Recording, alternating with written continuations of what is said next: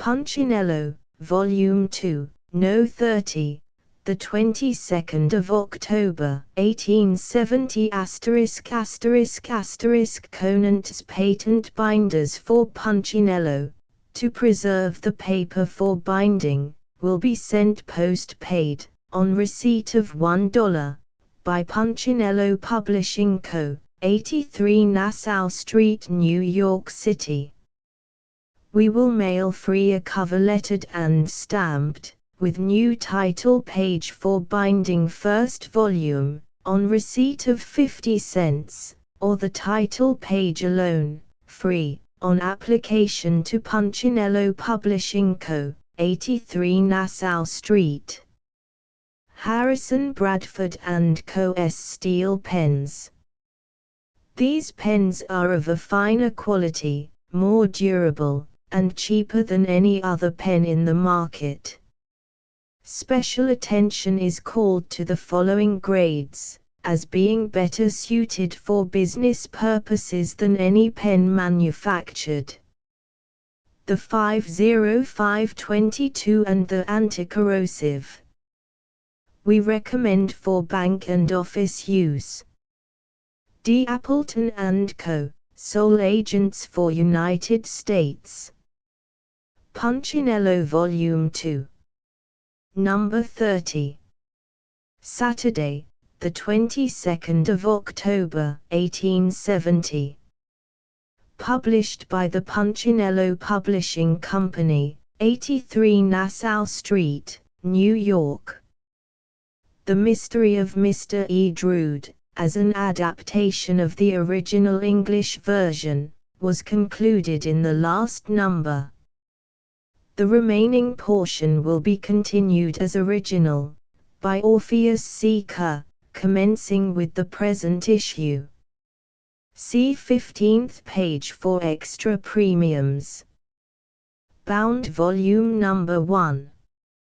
The first volume of Punchinello, ending with number 26, the 24th of September, 1870, bound in fine cloth, will be ready for delivery on the 1st of October, 1870.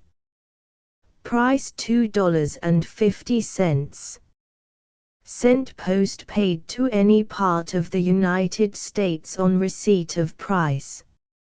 A copy of the paper for 1 year, from the 1st of October, number 27, and the bound volume, the latter prepaid, will be sent to any subscriber for $5.50.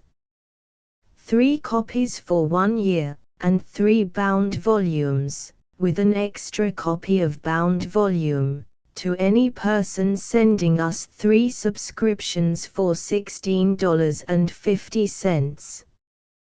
1 copy of paper for 1 year, with a fine chromo premium, for $4 single copies, mailed free. 10 back numbers can always be supplied, as the paper is electrotyped. Book canvassers will find this volume a very saleable book. Orders supplied at a very liberal discount.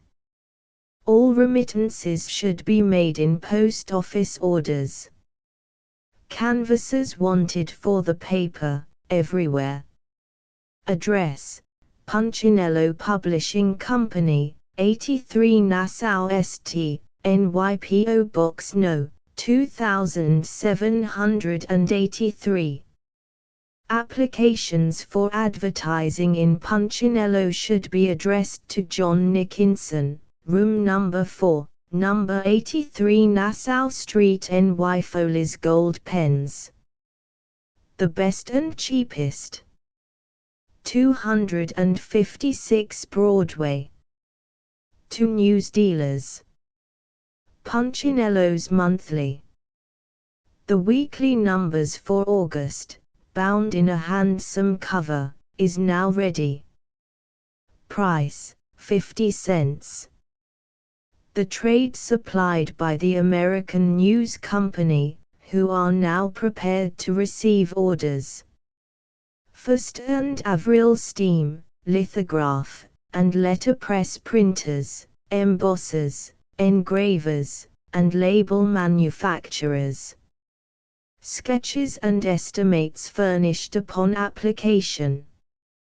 23 Platt Street and 20-22 Gold Street, New York.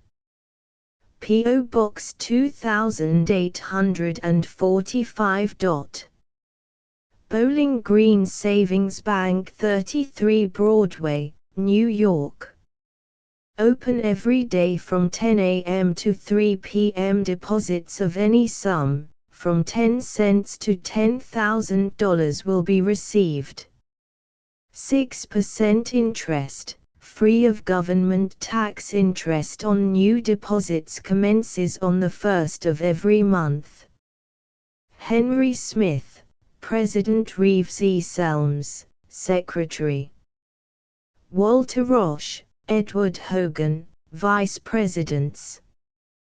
The only journal of its kind in America. The American Chemist, a monthly journal of theoretical, analytical and technical chemistry. Devoted especially to American interests. Edited by Chas. F. Chandler, Ph.D., and W. H. Chandler. The proprietors and publishers of the American Chemist, having purchased the subscription list and stock of the American reprint of the Chemical News, have decided to advance the interests of the American chemical science by the publication of a journal which shall be a medium of communication for all practical, thinking, experimenting, and manufacturing scientific men throughout the country.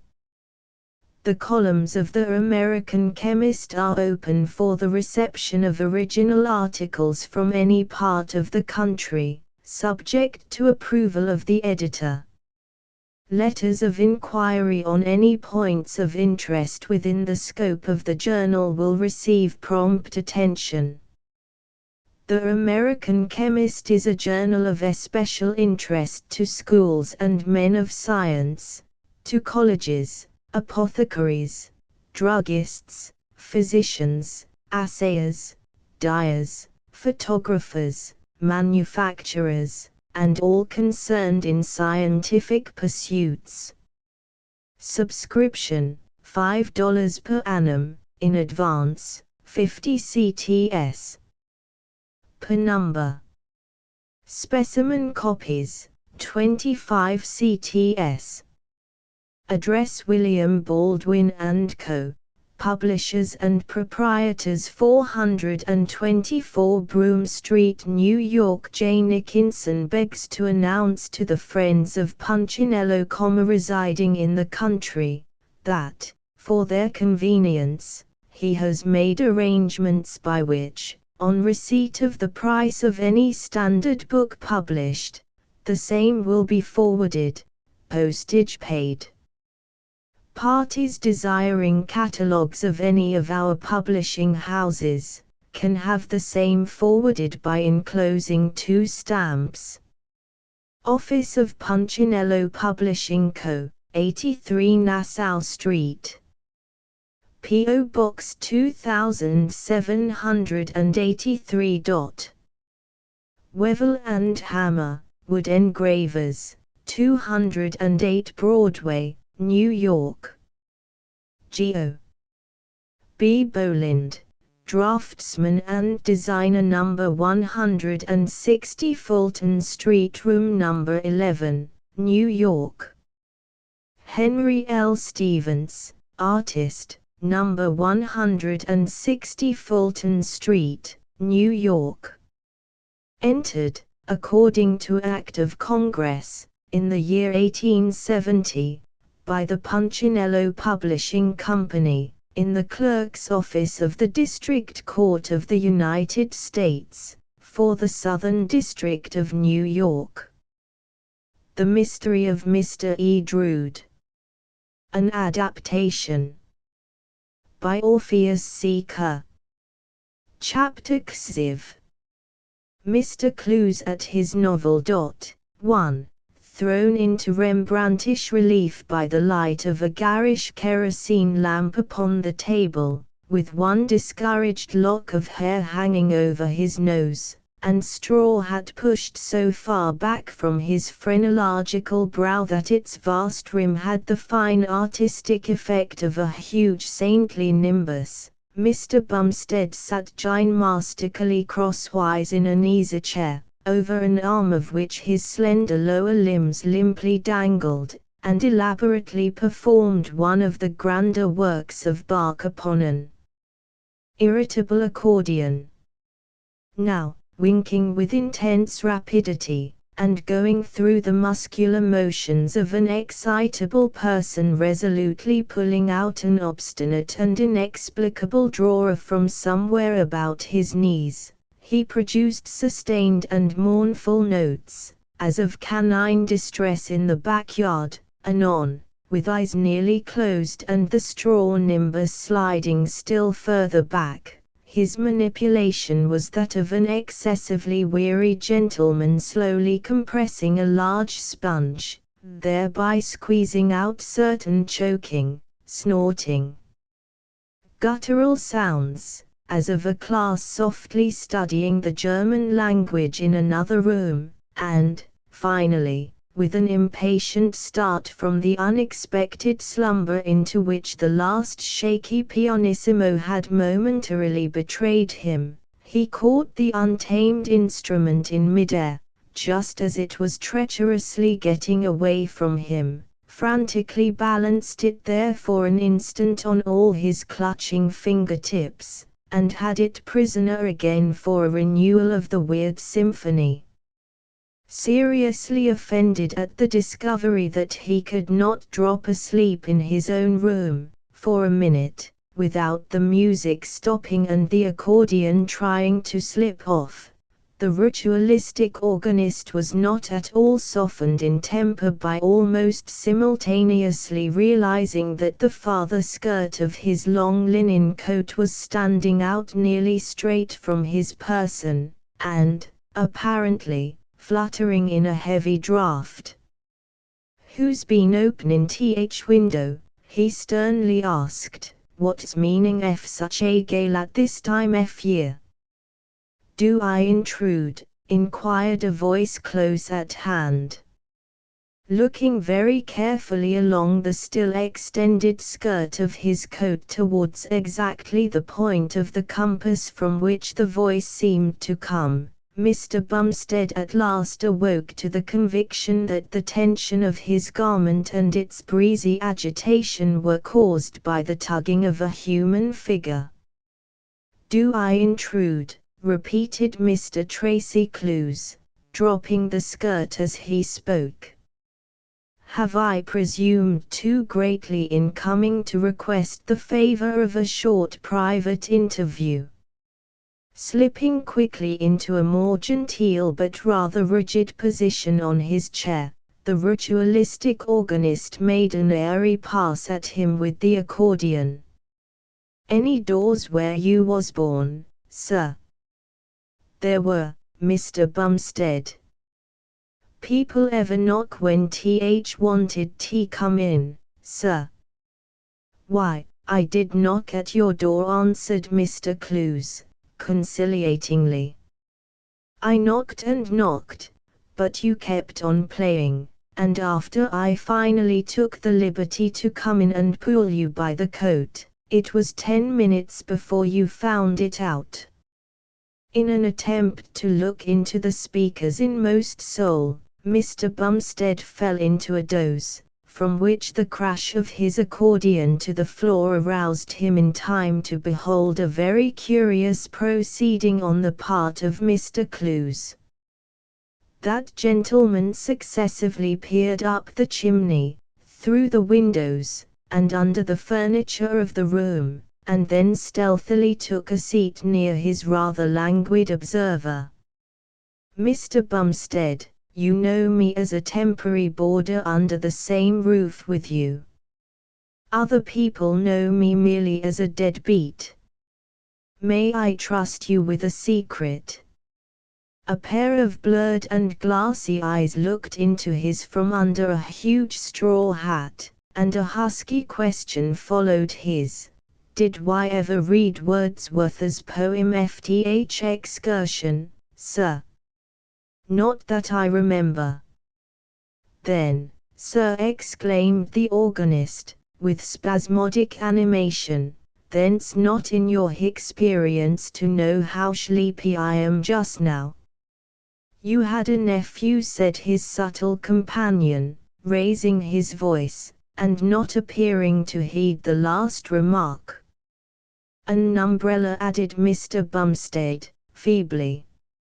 I say you had a nephew, reiterated the other, and that nephew disappeared in a very mysterious manner.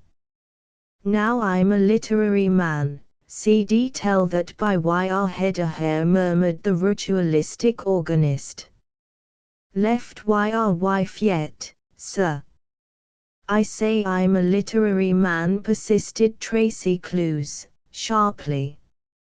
I'm going to write a great American novel, called The Amateur Detective, founded upon the story of this very Edwin Drood, and have come to Bumsteadville to get all the particulars. I've picked up considerable from Gospeller Simpson, John McLaughlin, and even the woman from the Mulberry Street place who came after you the other morning. But now I want to know something from you. What has become of your nephew? He put the question suddenly, and with a kind of suppressed leap at him whom he addressed. Immeasurable was his surprise at the perfectly calm answer. I can't remember exactly, sir. Can't remember what? Where I put it. Yes. Umbrella. What on earth are you talking about? Exclaimed Mr. Clues, in a rage. Come. Wake up, what have umbrellas to do with this? Rousing himself to something like temporary consciousness, Mr. Bumstead slowly climbed to his feet, and, with a wild kind of swoop, came heavily down with both hands upon the shoulders of his questioner. What now? Asked that startled personage.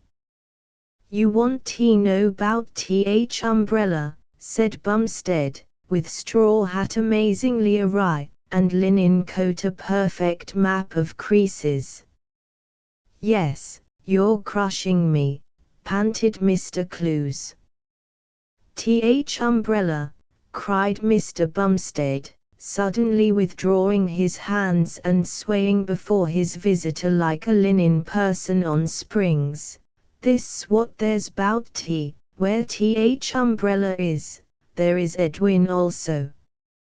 Astounded by this bewildering confession, and fearful that the uncle of Mr. Drood would be back in his chair and asleep again if he gave him a chance, the excited inquisitor sprang from his chair, and slowly and carefully backed the wildly glaring object of his solicitation until his shoulders and elbows were safely braced against the mantelpiece.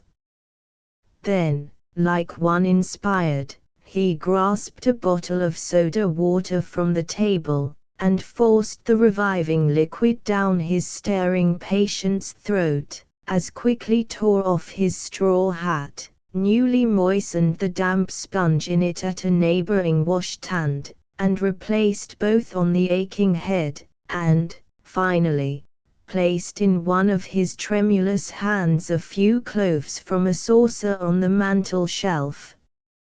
You are better now. You can tell me more, he said, resting a moment from his violent exertions. With the unsettled air of one coming out of a complicated dream, Mr. Bumstead chewed the cloves musingly, then, after nodding excessively, with a hideous smile upon his countenance, suddenly threw an arm about the neck of his restorer and wept loudly upon his bosom. "My friend," he wailed, in a damp voice, "let me confess to you. I'm a miserable man, my friend, perfectly miserable. These cloves, these insidious tropical spices, have been the bane of my existence. On Christmas night, that Christmas night, I took too many. What's consequence? I put nephew and umbrella away somewhere, and we never been able to remember since." Still sustaining his weight, the author of The Amateur Detective at first seemed nonplussed, but quickly changed his expression to one of abrupt intelligence. "I see, now, I begin to see," he answered, slowly, and almost in a whisper. "On the night of that Christmas dinner here, you were in a clove trance, and made some secret disposition, which you have not since been able to remember, of your umbrella and nephew. Until very lately, until now, when you are nearly, but not quite, as much under the influence of cloves again, you have had a vague general idea that somebody else must have killed Mr. Drood and stolen your umbrella. But now, that you are partially in the same condition, physiologically and psychologically, as on the night of the disappearance, you have once more a partial perception of what were the facts of the case. Am I right?" "That's it, sir." "You're a philosopher," murmured Mr. Bumstead, trying to brush from above his nose the pendant lock of hair, which he took for a fly. "Very well, then," continued Tracy Clues, his extraordinary head of hair fairly bristling with electrical animation, "you've only to get yourself into exactly the same clove-y condition as on the night of the double disappearance, when you put your umbrella and nephew away somewhere, and you'll remember all about it again. You have two distinct states of existence, you see, a cloven one, and an uncloven one, and what you have done in one you are totally oblivious of in the other." Something like an occult wink trembled for a moment in the right eye of Mr. Bumstead. "T'as the true," said he, thoughtfully. "I've been oblivious myself, frequently. Never cd remember who I owed." "The idea I've suggested to you for the solution of this mystery," went on Mr. Clues, "is expressed by one of the greatest of English writers, who, in his very last work, says, in some cases of drunkenness, and in others of animal magnetism, there are two states of consciousness which never clash, but each of which pursues its separate course as though it were continuous instead of broken. Thus, if I hide my watch when I am drunk, I must be drunk again before I can remember where.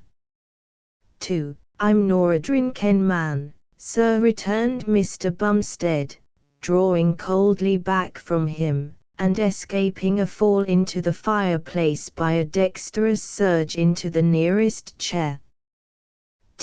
Lemon tea, which I take for my cold, or to prevent the cloves from disagreeing with me, is not intoxicating.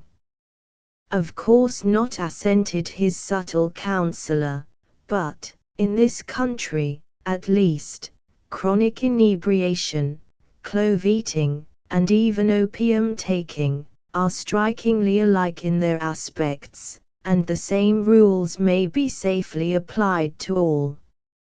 My advice to you is what I have given. Cause a table to be spread in this room, exactly as it was for that memorable Christmas dinner, sit down to it exactly as then, and at the same hour, go through all the same processes as nearly as you can remember, and, by the mere force of association, you will enact all the final performances with your umbrella and your nephew. Mr. Bumstead's arms were folded tightly across his manly breast, and the fine head with the straw hat upon it tilted heavily towards his bosom. "I see tea now," said he softly, "bone handler en for all. I remember threshing with it. I can remember carrying." Here Mr. Bumstead burst into tears, and made a frenzied dash at the lock of hair which he again mistook for a fly. "To sum up all," concluded Mr. Tracy Clues, shaking him violently by the shoulder, that he might remain awake long enough to hear it, "to sum up all, I am satisfied, from the familiar knowledge of this mystery I have already gained, that the end will have something to do with exercise in the open air. You'll have to go outdoors for something important. And now good night." "Good night, sir." Retiring softly to his own room, under the same roof, the author of The Amateur Detective smiled at himself before the mirror with marked complacency. "You're a long-headed one, my deadbeat friend," he said, archly, "and your great American novel is likely to be a respectable success." There sounded a crash upon a floor, somewhere in the house, and he held his breath to listen. It was the ritualistic organist going to bed. To be continued. 1. The few remaining chapters with which it is proposed to conclude this adaptation of the mystery of Edwin Drood should not be construed as involving presumptuous attempt to divine that full solution of the latter which the pen of its lamented author was not permitted to reach. No further correspondence with the tenor of the unfinished English story is intended than the adapter will endeavor to justify to his own conscience, and that of his reader, by at least one unmistakable foreshadowing circumstance of the original publication, which, strangely enough, has been wholly overlooked, thus far, by those speculating upon the fate of the missing hero. 2. See Chapter 3, The Mystery of Edwin Drood. An old saw with a modern instance. The farthing candle of New York journalism appears to be trying to find what political party he can best bully into offering the largest reward for his conscientious support. As a looker-on, Punchinello would suggest to the political parties, as applicable in this case, the following quotation from Virgil, Timeo dana os it dinafrance. Some traits of the Chinese. All human races, next to the monkeys, the Mongolians are the most imitative. They are only a little lower than the monkeys in this respect, and we have seen some trained ones that could successfully compete with the simians on their own ground. A Chinaman employed in the North Adams shoe factory, for instance, was asked to imitate exactly a boot of a particular style, which was shown to him. After a few trials, he imitated the boot so perfectly, that a customer who came in took him to be the fellow of it, and was not undeceived until he went to try him on. No wonder that the regular Crispins are jealous of a foreign cordwainer who can do this. In the art of dressmaking for ladies the Chinese display wonderful skill. Their taste and inventiveness in this branch are unrivaled even by the best French modists. The mania with which it pleases the ladies of the period to protuberate their persons was of Chinese origin. It was revealed in an opium dream to a celebrated male mantua maker of Pekin, who sold the idea to a Yankee notions man traveling in China for a Paris house. The inventor was so chagrined at hearing afterwards of the immense fortune realized from it by the man of the West, that he committed suicide by hanging himself on a willow pattern plate. Although the Chinaman does not naturally possess an ear for music, according to our standard, yet his imitative power enables him to adapt himself very readily to the production of melody. One of the coolies employed in the great Hervey wash house at South Belleville, NJ, was observed to watch with great interest an itinerant performer on the accordion. Shortly afterwards, catching up a sucking pig by the tail and snout, he manipulated it precisely as the player did the accordion, producing, according to the testimony of several credible witnesses, strains quite as good as, if not worse than, those drawn out by that musician. As soon as the 200,000 Chinamen ordered by Mynheer Koopman Scoop arrive in this country, a good business can be driven by Yankee toothpick makers in supplying them with chopsticks. This word was originally stopchick, being so called from the use occasionally made of it by Chinamen for knocking down young poultry. It became corrupted, like everything that is good and pure, by contact with extreme civilization. Anybody who can make a shoe peg or wooden toothpick can make a chopstick. It is to be hoped that the chopstick may ultimately be adopted here instead of the knife and fork. It would preclude the possibility of people carrying their food into their mouths with the knife, an outrage so commonly to be remarked at hotel tables. A very intelligent Chinaman told the writer, not long since, that there is absolutely nothing to be seen or heard of in this country that the Chinese were not familiar with several thousand years ago.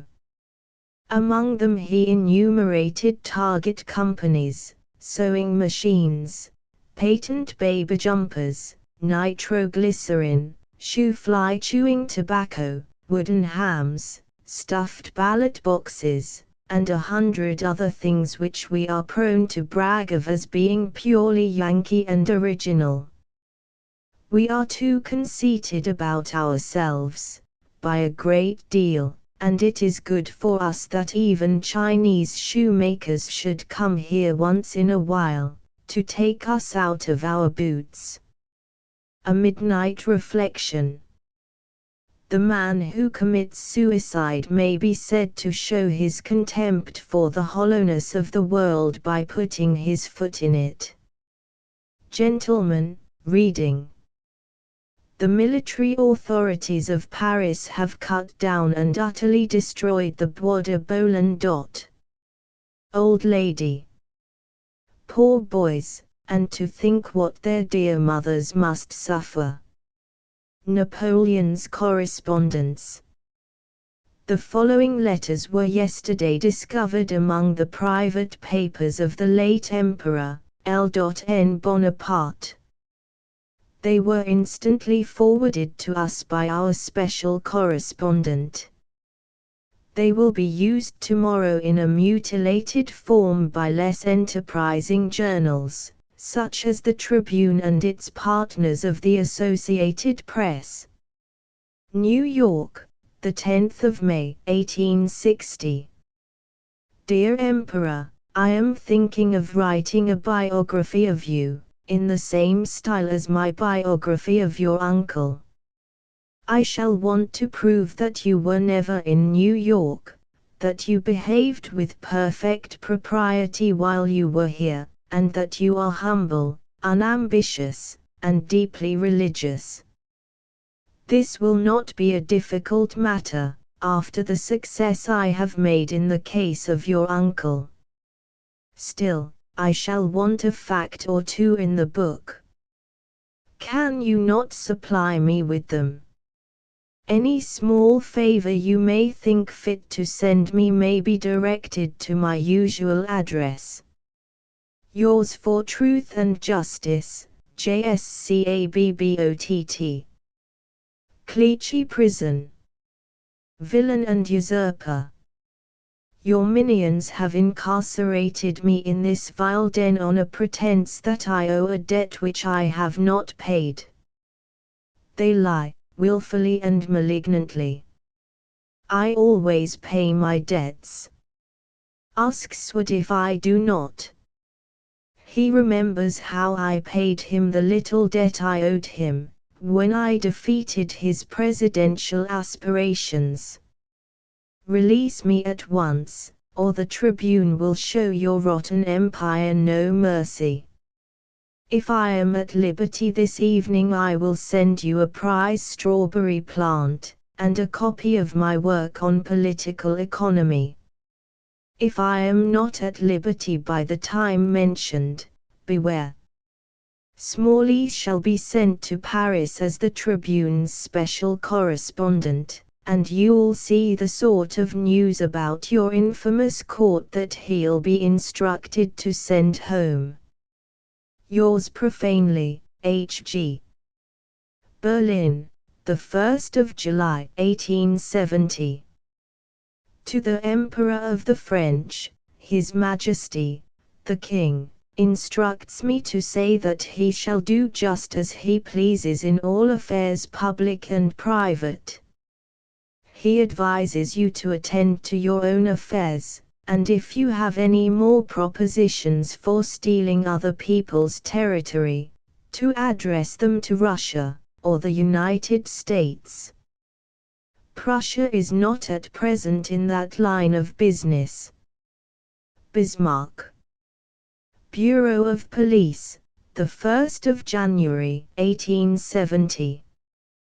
To His Majesty, the Emperor, Sire, I beg leave to report that M. Rochefort demands the sum of 1,000,000 francs, to be paid at once.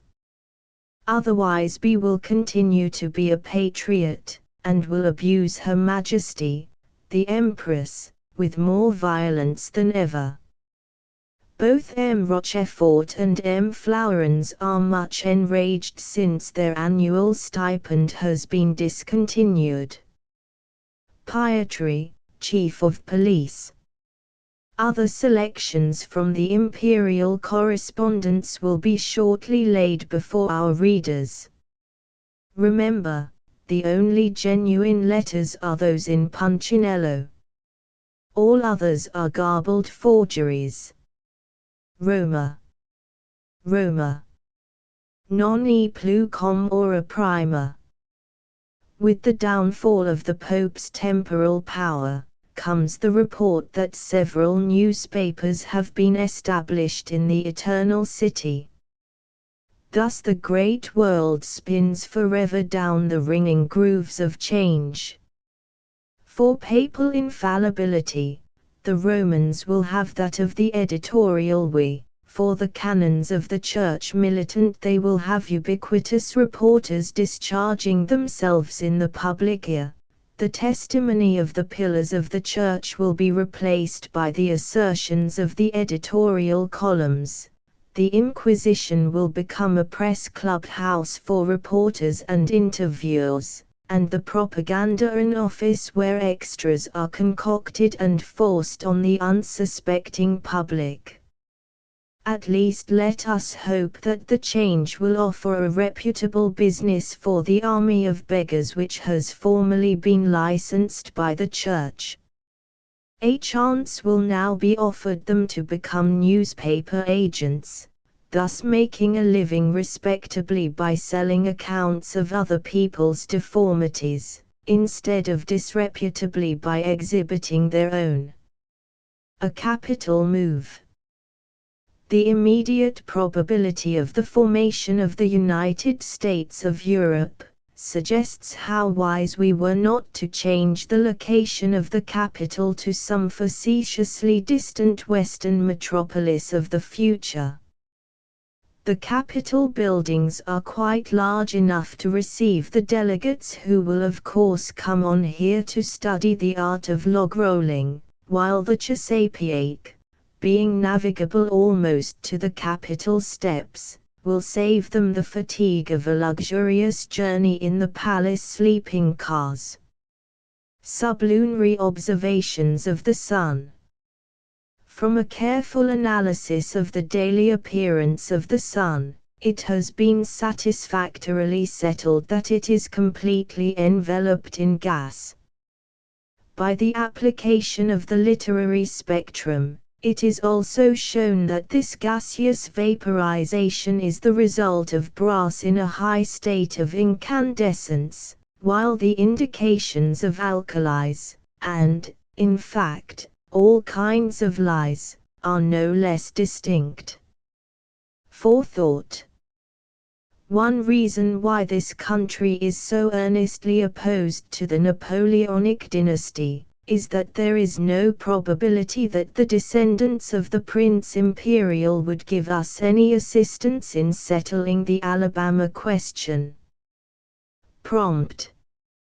The Methodists recently opened a school for young ladies in Salt Lake City, and Briham's third son is courting it already. Verdict on a barber's whiskers. Died by his own hand. The plays and shows. Olem and severe German tragedy reigns in the 14th Street Theatre. Once it was called the French Theatre, and was devoted to the witty comedies of Scribe, and the luxurious legs of Offenbach. But a woe has been denounced against the Scribes and Offenbachs. There is considerable difference between the latter and the Pharisees, of that once gay theatre. Like many other French frivolities, it has lately yielded to Teutonic tragedy. The cold and calculating German Mephistopheles treads the stage where once tripped the light feet of Parisian beauty. The burlesque Germans of the Grand Duchy of Drollstein have vanished before the grim and earnest countrymen of grand and simple old King William. It will be long before the French players find heart to burlesque anew the German soldiery. It will be some time, let us hope, before the German players at the 14th Street Theatre give way to the shameless antics of French opera bouffe buffoons. Punchinello gives a glad farewell, with no thought of saying au revoir, to the French follies that have given the French theatre so unenviable a reputation, and he waves his pointed hat in joyful welcome to Siebeck and her German friends who have made the 14th Street Theatre a temple of the classic drama. Like other places which can properly be called dramatic temples, the theatre now partakes of the solemnity of a religious temple. One goes to see Siebeck, not to laugh, but to test one's ability to suppress the desire to weep over the woes of Margaret, and to mourn with Mary Stuart. Fortify yourself, O reader, with a substantial dinner and much previous sleep, and come with me for a night of German tragedy.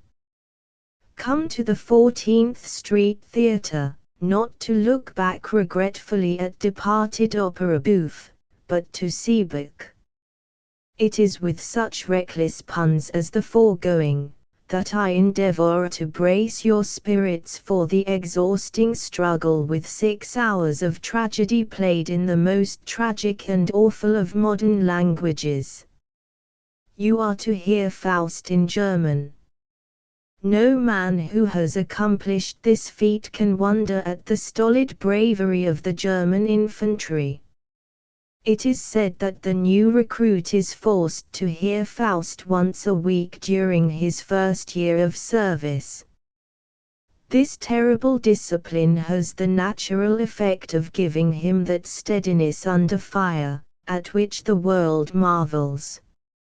He will stand with his regiment for hours under the merciless fire of the mitrailleuse with no thought of flight. What terrors can shot or shell have for him who has been taught to listen unmoved to the dialogue of Faust and Mephistopheles in the first 32 acts of Faust? We find the theatre full of Germans, wearing that grave and earnest expression of countenance wherewith the German takes his legitimate tragedy. Sprinkled among the Germans are several Americans, more grave and more in earnest than even their Teutonic neighbors, for they are straining their attention to detect a familiar German word, such as mein Herr or ache. When once they have heard the expected syllables, they smile a placid smile of contentment, and remark, one to another, "I can understand pretty nearly everything that is said, with the exception, of course, of an occasional word." We take our seats and wait for the entrance of Seebeck. The curtain rises upon Faust pursuing his studies in middle age, respectability, and a dressing gown. To him, after hours of soliloquy, enters Mephistopheles. We observe, with surprise, that those estimable gentlemen, Colonel Thomas W. Knox and Honorable Erastus Brooks, have been engaged to play Faust and Mephistopheles respectively. To be sure, the program informs us that these parts are taken by two newly imported German actors, but we prefer the evidence of our senses to the assertions of the program. Have Knox and Brooks been copied in German? If not, they are now playing in 14th Street.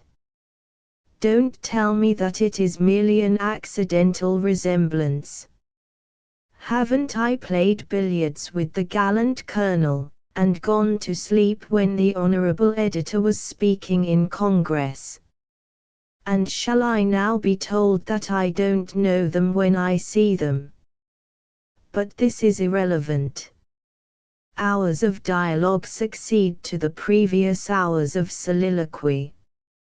At intervals of 15 minutes the curtain is dropped to enable the actors to discuss mugs of beer and the audience to discuss the actors. During these intervals we hear such remarks as these: 1 St. German. Subjectively considered, Faust is a tragedy. Objectively, we might regard it as a comedy. To the subjective objective view, it is certainly a ballet pantomime. Ache. He was many-sided, our Gertie. Here in this drama he has accomplished everything. There is food for our laughter and our tears. It excites us and calms us. 1 St. American. I should think it did calm us. That's why the old fellow went to sleep and snored all through the last 12 acts. I think it's the heaviest and stupidest play that was ever put on the stage. Of course it's the greatest thing ever written, but then I prefer Daly's Gaslight, myself. 2 Nd German.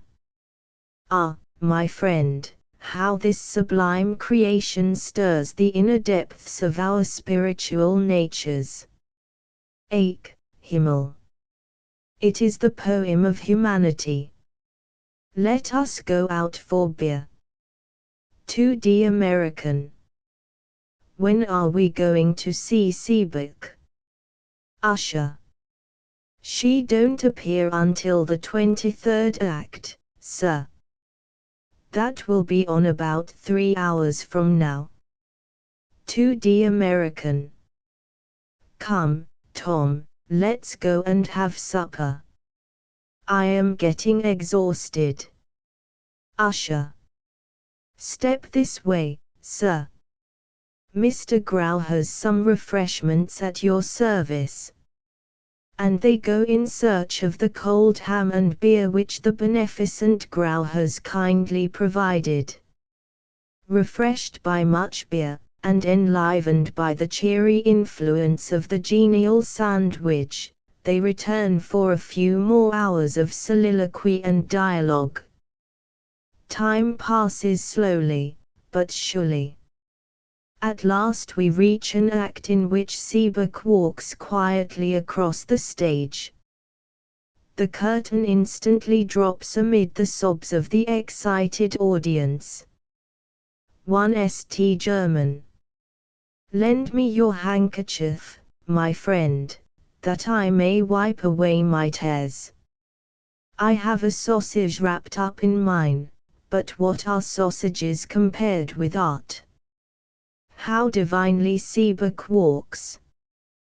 To me, she seems like an incarnation of pure reason, an avatar of the spirit of transcendental philosophy.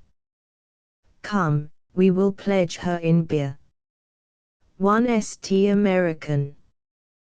What are they making all that row about, just because Seebeck walked across the stage? Why, she never said a word. 2 American. Let's go round to the hotel and take a quiet sleep till she comes on again. I've got my night clothes with me. Always bring 'em when I go to see German tragedy. Then ensue other hours of dialogue, interspersed with soliloquies of half an hour each. Interspersed also with perpetual dropping of the curtain, whereby the play is made to last some 8 or 10 hours longer than would otherwise be the case. Most of the German music that has been written during the last 3 centuries is played by the orchestra during these intermissions. But in course of time Seebeck gives us the garden scene, winning our frantic admiration by her inimitable tenderness and grace, and finally we reach that grandest scene ever written by dramatist, that most pathetic poem ever conceived by poet, the meeting of Faust and Margaret in prison. At last we are more than repaid for the dreary hours that have gone before. We have seen Seebeck as Margaret, the most powerful, the most pathetic, the most beautiful, the most perfect creation of the stage. And as we pass slowly up the tortuous, steep stairways of the theatre, while the Germans, all talking at once, burden the air with unintelligible gutturals, you say to me, if you are the intelligent person that you ought to be, Seebeck is the greatest actress of this century, greater than Ristrai, subtler and more tender than Rachel. With which opinion the undersigned concurs with all the emphasis of conviction, and over our late breakfast, to which we immediately sit down, we discuss the question, which is the greatest, the poet who drew Margaret or the actress who made the poet's picture warm with passionate life? Matador. Absolutely true. For the last 50 years or so the metaphysical thinkers of Germany have been engaged in seeking for the absolute. From present indications it would seem as though they are about to find it, where perhaps they least expected it, in the imperial reign of King William, aided and abetted by Count von Bismarck. The right party. A few days ago Punchinello officially announced his adhesion to the right party. Punchinello hadn't the slightest idea which party was the right one, but thought that, as some party must be right, he could not go very far wrong. But mark the denouement. Every party imagines itself the right party, and welcomes him joyfully to its bosom. Republicans love him, independents worship him, while Democrats would endure even the 15th Amendment for his sake. In order to reciprocate their sentiments, Mr. P would have to resolve himself into a kind of demo-independent Republican, which he has no idea of doing. Here's what some of the organs say of him. The Sunday we hail with joy the accession of Punchinello to the ranks of independent journalism as embodied in the Sun, with a circulation of over 100,000. Chas. B. Dana, editor, price 2 cents. Reinforced by this powerful journal, we shall continue with renewed vigor to demand of Horace Greeley his reasons why J.C. Bancroft Davis should not be removed from the Assistant Secretaryship of State. We shall persevere in our attempts to make General Grant understand that to move 4.5 inches from the White House is an infraction of the Constitution. Regardless of the tears of the thousands of advertisers who carry their announcements to our office, we shall devote our entire space to the vilifying of Bory, Fish, the disreputable Times and false reporting Tribune. Those elaborate attacks upon moral corruption and the airy ring, for which we have become famous, will remain specialties with us. All this by Punchinello's aid. Bully for Punchinello. The Tribune. The moral influence of this paper, which retains the only correspondent at the seat of war, and whose dispatches, procured at a cost of over $2 million, are copied by the Herald, Sun and World, and whoever denies it lies damnably, with intent to malign, etc. The moral influence of this paper is rapidly extending itself throughout the country. As a late instance, we note that Punchinello has given in its adhesion to the only true and pure Republican agricultural party, which it appropriately names the Right Party.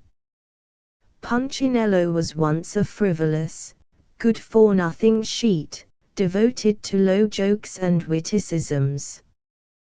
The conversion of its editor to the temperance cause is the reason of the recent change in its tenets. We bid it Godspeed. The World. As the irrefutable and all-enduring truths of democracy receive exemplification in contemporaneous events, the reflecting and refined masses of this city purchase the World in preference to that decrepit and fast-decaying sheet, the Herald. Punchinello, recognizing with ethereal foresight the exigencies of the situation, proclaims itself for the right party, our party. We welcome with acclamation this valuable addition to the Democratic ranks. The Star. Punchinello has joined the right party, by which he obviously means the Star, whose circulation last Sunday exceeded 375,005 copies. But this has nothing to do with the domestic policy of the Peruvians, as expounded by the first Caesar. Punchinello will prove a pillar of strength to Tammany Hall, unless the siege of Paris should prove disastrous to the consumption of lager beer, as set forth in Boiled for Her Bones and Other Tales by the best authors. But personals, my dear Star, personals are the things that pay. If thus, why not? As thus, editor of Punchinello. The editor of Punchinello has an income of about $500,000. He usually dines at the Hoffman House when out of state's prison. He owns some fine lots somewhere underneath the East River, besides a brownstone front in Alaska. Publisher of Punchinello. This gentleman's income does not exceed $350,000 per annum. He expends it principally in beautifying his delightful summer residence in Mackerelville. It has been his misfortune to pass many years of his life in a lunatic asylum, the unhappy result of organizing plans for American comic papers. All is joy and peace with him now, however. He looks hopefully forward to the time when Punchinello shall have attained to his legitimate rank of the foremost journal in the nation. Meanwhile he lunches daily at a leading restaurant on 13 oysters, a dozen and one over, with vinegar, pepper and a bottle of base. One more unfortunate. Mr. Punchinello, I fancy myself a victim of imposition, and I wish to place my case before you. Having, for a period of 6 months, honorably and persistently, to use the language of my friends, held the office of 3rd Deputy Assistant Register of Caramels, in and for the City and County of New York, my associates in office and my friends in general have determined to present me with a testimonial of their distinguished regards. Accordingly, they have ordered a massive and handsomely engraved pair of silver tongs, and a splendid silver fire shovel. This is all very well, so far, but the committee informed me yesterday that the shovel and tongs would cost $425, and that, as only $8.50 had been collected, it was considered highly important that I should immediately hand over the balance of the price, in order that the presentation and banquet, to take place at my house on next Saturday evening, might not be postponed, to the great disappointment of my associates in office and my friends in general. Now, Mr. Punchinello, is not this a little hard on me?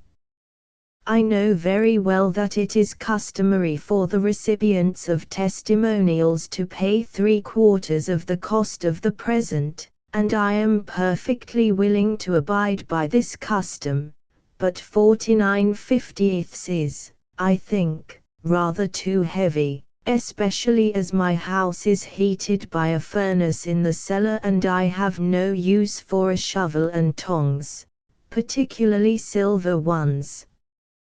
Yours perturbedly, Adon Knea. Roaming troops.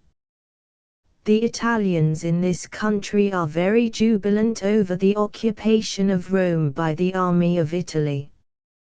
But people of other nations hereabouts are not so much elated about the occupation of Rome, in which the numerous troops of Italian organ grinders are engaged. Subject for a debating society. Can a couple who have contracted a clandestine marriage be properly said to be carrying out their clandestiny? A cheerful prospect. The morning having been bright and clear, Mr. Deboots decided to avail himself of an invitation to spend the day in the country. He arrives at the station, and has a mile to walk. Comforting assurances. H. Greeley and G. W. Curtis, together. Aho! Little Woodford, ain't you going to be licked? Neither. Won't you get your eyes blacked, and your nose smashed, and your teeth broke? Ain't I glad I ain't the one as has got to fight Big Johnny Hoffman. An agricultural rhyme. Not by H. G. Plowdeep, 2 feet, at least, for corn or rye. You can't, in stony land.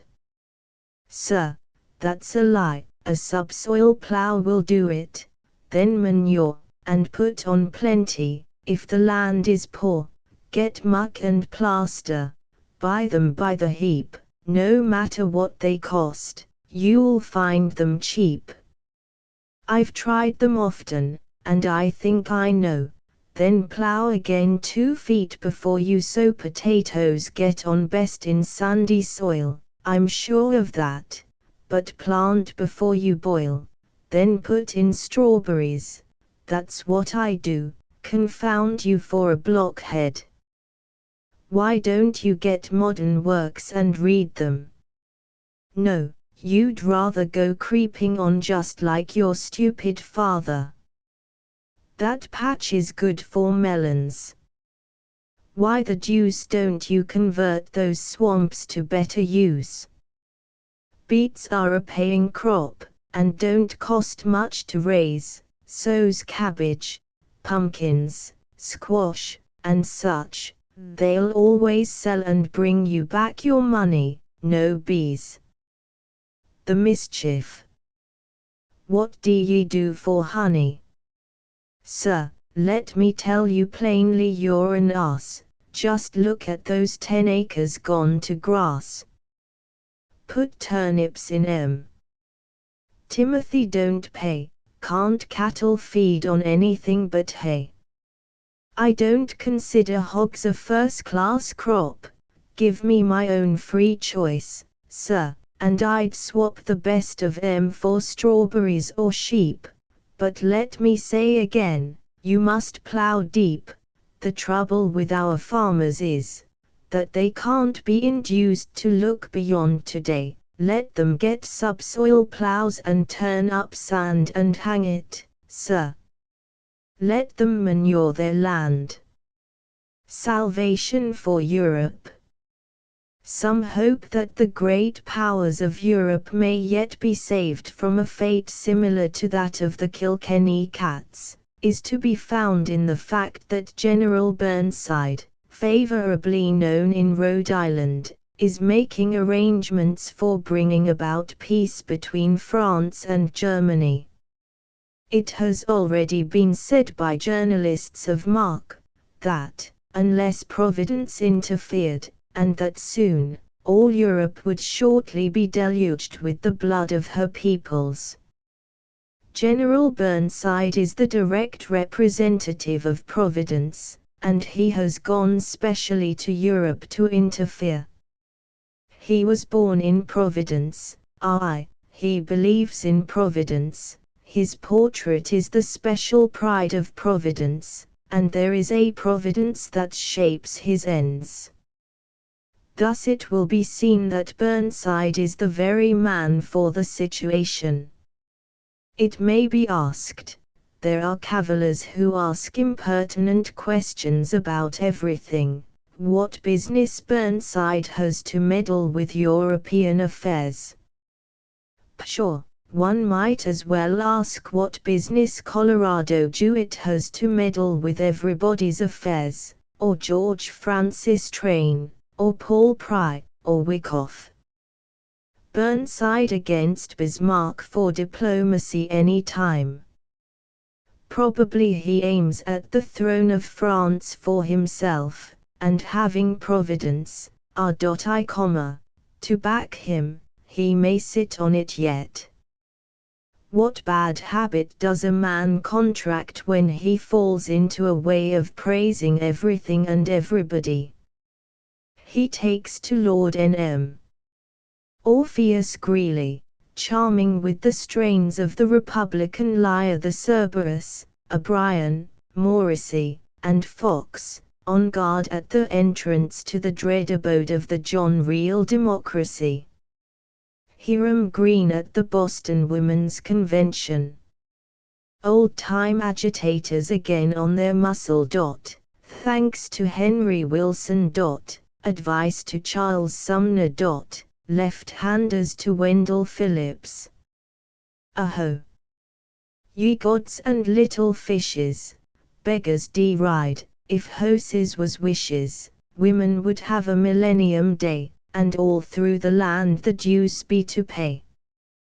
The Massachusetts Women's Suffering Society pulled off their coat and vest and struck a belligerent attitude, at Boston, a few days since. Yes, sir. I was there, and I still live to tell my tale. Exactly. As usual, on all such occasions, the women wore the British English bifurcated garments, while the softer sex shone transparently, in silk, satins, and black and blue spots.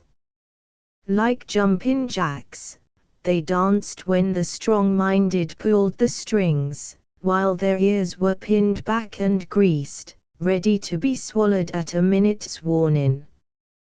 Julia Ward Howe was chosen president, and S.E. Sewell, Abby Kelly Foster, Mary E. Sargent, the Reverend J. Freeman Clark, Lydia Maria Child and Frank B. Sanborn, vice presidents.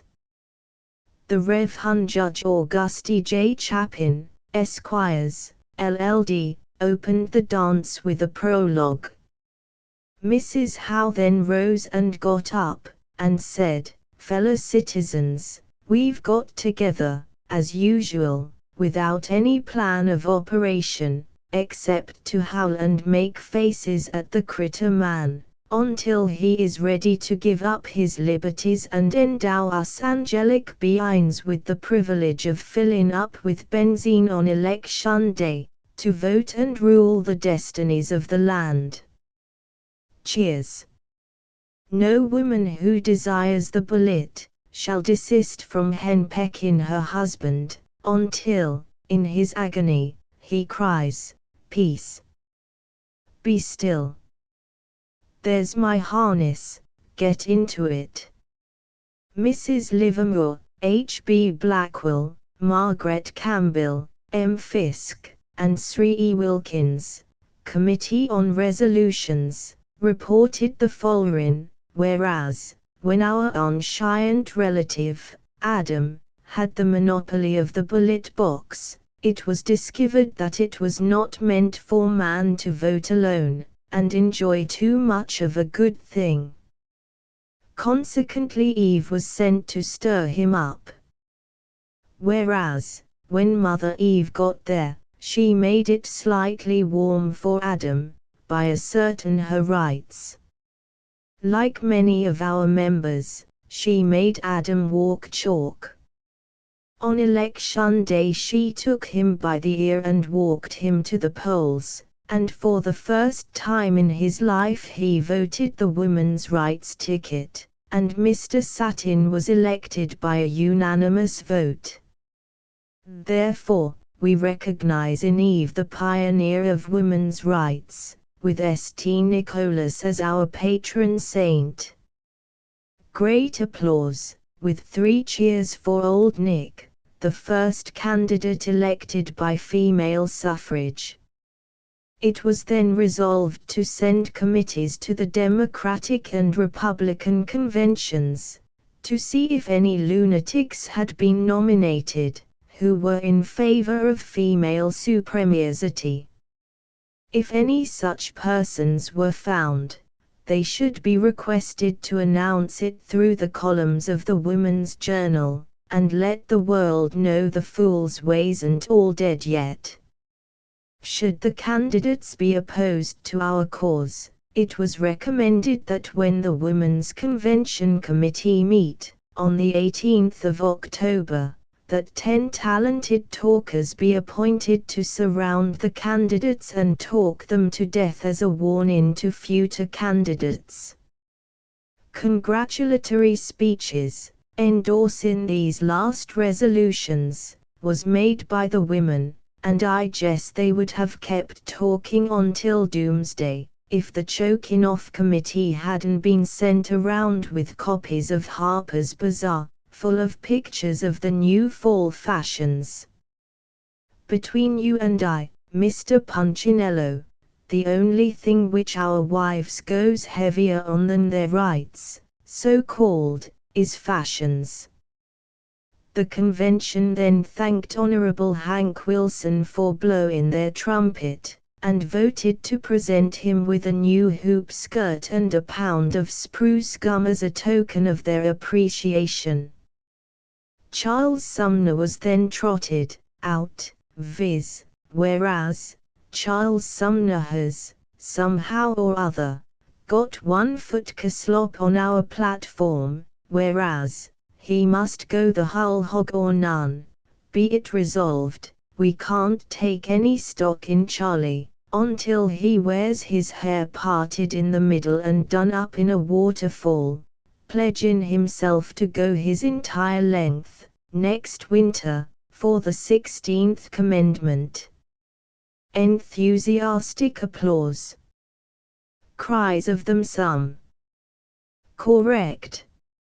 Selah, etc. Bully boy with the glass eye, etc., etc. Mrs. Howe then got up and said thusly, my friends, I me down on 2 colleges like a 1,000 of brick. They are the mad puddles of artificial ignorance. If a red-headed woman was allowed to shed her light, the professors would be throwed into the shades right lively. The result would be, the blind would lead the nearsighted by the nose. Them's my sentiments. Stephen L. Foster got up and said, he wouldn't he go to the polls on election without his wife as his Callaghan on his arm. Mrs. Livermore sprung quickly to her feet and said, she'd bet $4 if she was Steve's wife, he'd go to the polls under difficulties, then, for she wasn't he the woman who thought the man lived that was the equal of any woman, and that ain't he all said she. When we get hold of the bullet, man has got to get up early in the morning to fool us much.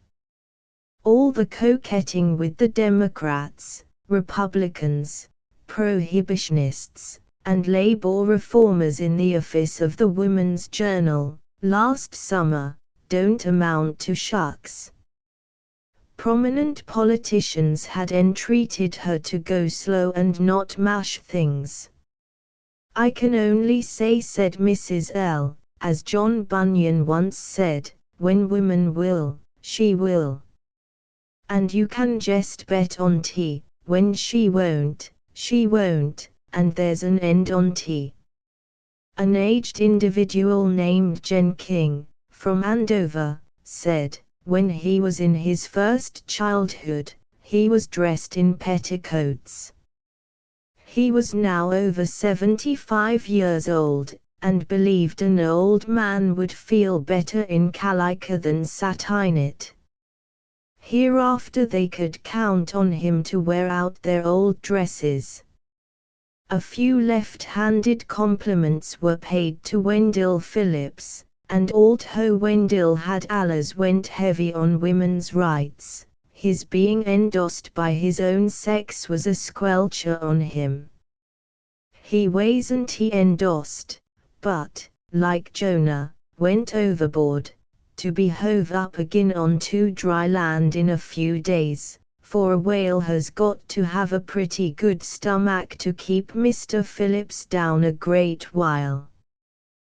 That's so. A few more resolutions were then voted, but as the mayor of Boston had sent lots of policemen there, I didn't hear of any men getting killed outright, although a few innocent husbands got slightly bruised by being whacked over their heads with their wives' umbrellas. Then they agoned. The critters then got in their vests and then got in their coats, then got in a dreadful perspiration about their votes. Let 'em sweat.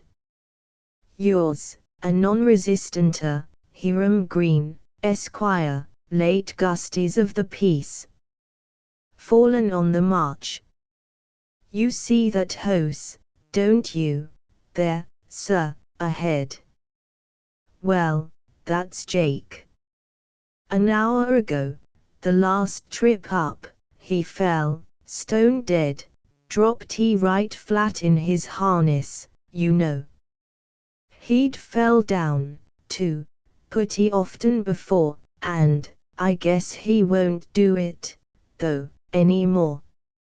I allers pitied the poor old cuss, he was mighty hard driv and terrible thin, and many a time when he quit the bus I've led the miserable creetur in and give him a reg'lar bang-up feed that the company thought he didn't need.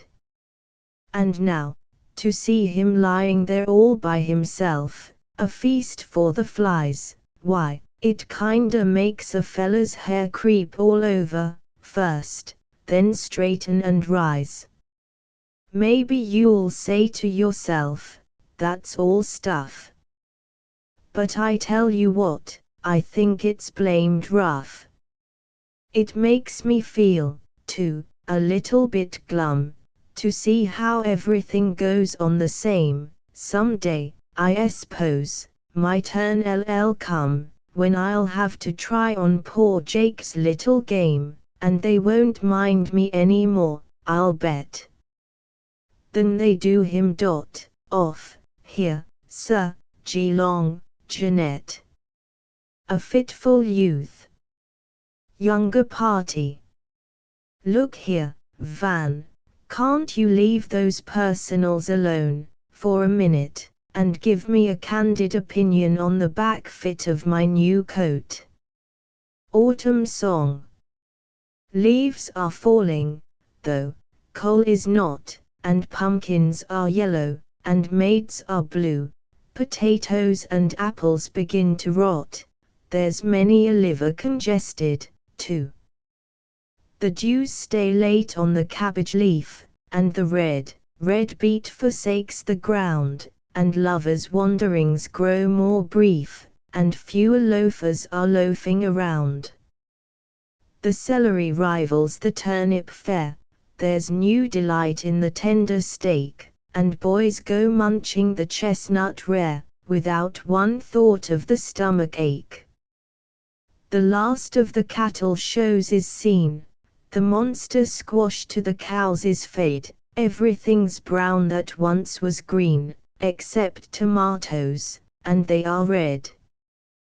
The drowsy citizen hates to rise, the hush may be cold, but so is the air, 'tis heaven to slumber, for now the flies are less affectionate, and more rare. And who is the busiest man we see? 'Tis the doctor, dashing by in his chaise, and well may he hurry, you will agree, for it isn't every patient that pays. 'Tis a rare season, so breezy and bright. The dahlias, and even the squashes, are gay. One wouldn't regret the cold at night, if it wasn't so deucedly cold by day. A wandering shiver inspires the doubt whether Indian summer will come this year, but its warmth can be felt when you don't go out, and its haze may be seen through a glass of beer. Query for romances. Used the Knights of the Round Table ever to get a square meal? Sarsfield Young attends a county fair. Dear Punchinello, from early ages, man has been a tiller of the soil. My ancestors were pretty much all in this line of business. My venerable great-grandfather-in-law came over in the Mayflower, and though not exactly a tiller himself, he is supposed to have had a good deal to do with the tiller department of that historic ship. Several of our folks have, from time to time, studied agriculture on New England town farms, which explains the passion I always had for such attractive out-of-door sports as stump pulling, laying stone wall, and drinking very hard cider in the shade. Being down at my uncle's this week, I have attended the annual county agricultural fair. The managers wanted me to go on one of the committees, whether it was plain Durham's, or shorthorn needlework, I don't this moment remember, but I declined. I told them that, while I was ready to fill any vacancy that might occur in the committee on bills upon their second reading, they really must excuse me elsewhere. I finally compromised by accepting a free pass, and agreeing to poke the ribs of all the cattle I could reach, just as though I was a bona fide official. The show began yesterday with a grand concourse of all the farming people 4 miles around. Every farmer brought a pair of hands with him. The teams were innumerable. I had no idea it was such a teeming population.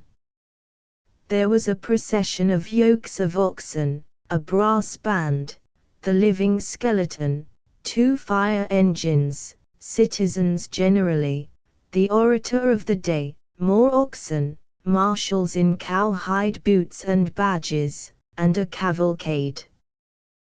There may have been other oxen.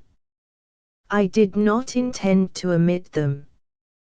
The orator was announced in the bills as a finished speaker. He managed to get himself so thoroughly mixed up with his subject, however, and knew so much about farming, which he was willing to disclose, that I soon saw he couldn't be safely set down as finished till late in the afternoon. I don't recall much of his address, further than that, when he got to talking about fall plowing, he said, in the hour of his country's peril, if fall he must, he would a little rather fall plowing, than in any other way. I think, too, he spoke of the fates always smiling upon the farmer who improved his soil. I suppose he meant the phosphates. Today I have been all around the cattle pens. I never saw such stock before. Owing to their habit of staying out in the country the year round, they have a firm, sleek, animated look which the best guaranteed city stock fails to attain. One cow, from her impartial method of hoisting visitors out of her pasture, was labeled the General Hooker. There was a fine display of Dorking lambs and Jersey hens, while some bees of the Berkshire breed fairly divided the honors with a few very choice merino pigs. A handsomely built North Devon chain pump attracted much attention from the milkmen. The turkeys, geese, ducks, poultry and other farmyard habitués, though cooped up in one corner, did all they could to make the show a success. The products of the soil were heaped up in the richest profusion.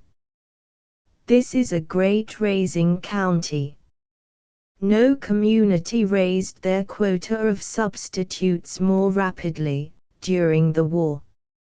Rows upon rows of corn, of barley, rye and oats, like most modern cereals, seemed as though they would never come to an end. Some early squashes were pointed out to me. I understood that they were gathered at 4 o'clock in the morning. This is nothing. I distinctly remember picking up watermelons, when a schoolboy, much earlier than that. The butter, cheese, and bed quilts, were all of the finest texture. Everybody took a first premium. Among the newly patented inventions I noticed the John Morrissey smasher, the Swamp Angel sheller, and a lovely piece of mechanism called the Just One mower. There was the usual horse trotting from morning to night, both days, with pool selling, from which, I presume, agriculture derived great benefit. I say nothing of the other side shows, for, with the exception of Alexis St. Martin, I never heard of one that was worth going across the street to see. Yours truly, and yours rurally, Sarsfield Young. Our portfolio. Paris, 3rd week of the Republic, 1870. Dear Punchinello, I concluded I would leave Paris for Tours last week, as the refusal of life insurance companies to take war risks made me apprehensive for the temporal welfare of the youthful Tintos in case I should be untimely called hence. It was a wise resolution, but a few trifling obstacles, to which I shall refer, prevented me from carrying it out. Washburn advised me, as the safest means of escape, to adopt the character of an American tourist, with which disguise he thought the Gallic cast of my features would not materially interfere. I took the hint, and, assuming my scrip and staff, set forth by way of the Neuilly gate towards Courbevoie. It was after nightfall when I reached the bridge that crosses the Seine in that neighborhood. A guard mobile was pacing over the crest of the slight acclivity that rises near its eastern extremity. As I approached he came to a halt, and challenged me sharply. Qui va là? C'est moi, I answered, with a very decent accent which I had cultivated by the daily use of a mild decoction of alum water, an application which I can cordially recommend to Americans who do not naturally possess that peculiar pucker of the lips essential to the correct pronunciation of the French language. C'est moi, mon ami, I repeated. The countersign, said the guard. What countersign? Said I, remembering to my consternation that I had forgotten to secure that important credential. The sentry brought his piece to that position which usually precedes the order take aim. I got back a few feet, the situation was too close. Mon ami, I ventured to observe, that ain't the way we treat non-combatants in America. The countersign, reiterated the guard, still holding his chassepot in the previous threatening manner. I looked up. The stars were in the quiet sky, and the new moon was just sinking beneath the bold outline of Mount Valérien. The surge of the Seine against the stone piers of the bridge could be distinctly heard. The scene was unspeakably tranquil, not to say mournful, and I said to myself, is this a night for assassination? Again I looked up, and I saw the gleam of 2 more bayonets at the other end of the bridge. Thereupon I said to myself, this is not a night for assassination. The countersign for the 3rd time proceeded from the armed Apollyon in front of me. I grew familiar. Come now, my good friend, this little business of mine requires some dispatch.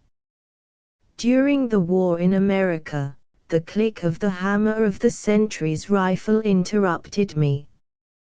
I felt uncomfortable. I had been out in the night air many times before, but I never knew it to be so disagreeably chilly. It climbed in behind my shirt collar, traveled down my back with a shivering sensation, and culminated in a regular ugh when it reached my knees. With a terrific effort I calmed myself, and opened on the soldiers again. During the war in America, there are occasions in a man's lifetime when the mere fact of his tongue cleaving unexpectedly to the roof of his mouth is no evidence of cowardice. I had unquestionably reached that eventful period of my existence, but I also possessed physical energy to try once more. My good, kind friend, I was going to say that during the war in America, your war in America, roared the sentry, leveling his rifle full at me. There is no American living who would sooner resent an insult to his native land than myself, and at such a crisis I felt that within me which might rise at any moment and crush the foul calumniator. But I reasoned to myself that I would not take the life of this man, now. I would wait a while.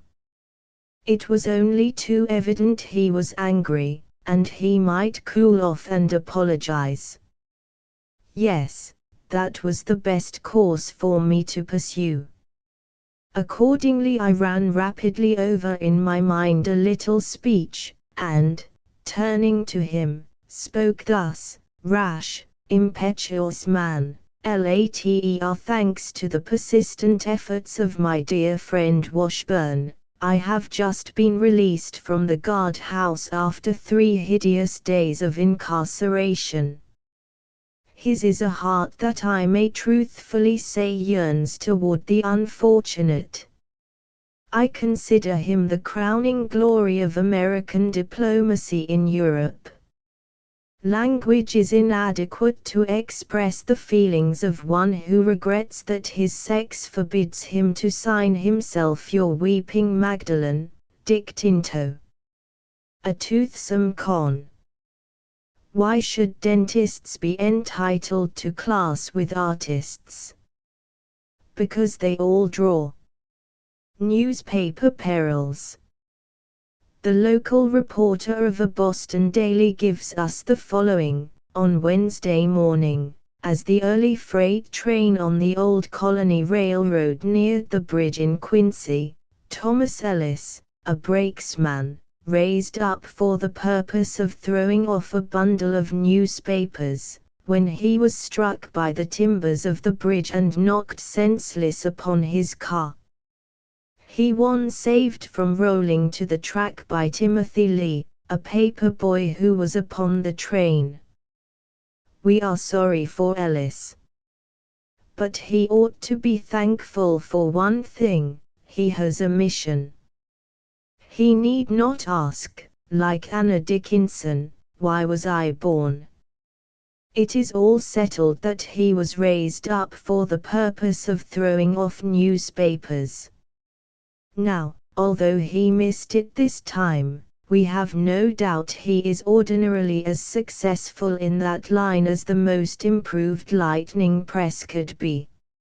Should he, unfortunately, continue senseless, Punchinello suggests that Thomas devote himself to throwing off editorial articles for the Sun. It was very noble in Timothy Lee so promptly to come to the rescue. But, hold.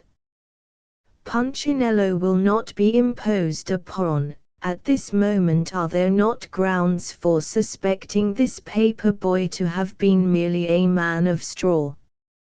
Appropriate. Pompey, sawing. How you gwine to vote, Sam? I been saw by the Republican Party. Sambo.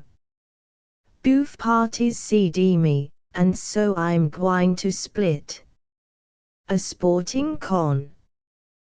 Why is the famous horse Dexter like a musical conductor? Because he beats time. Theatrical item.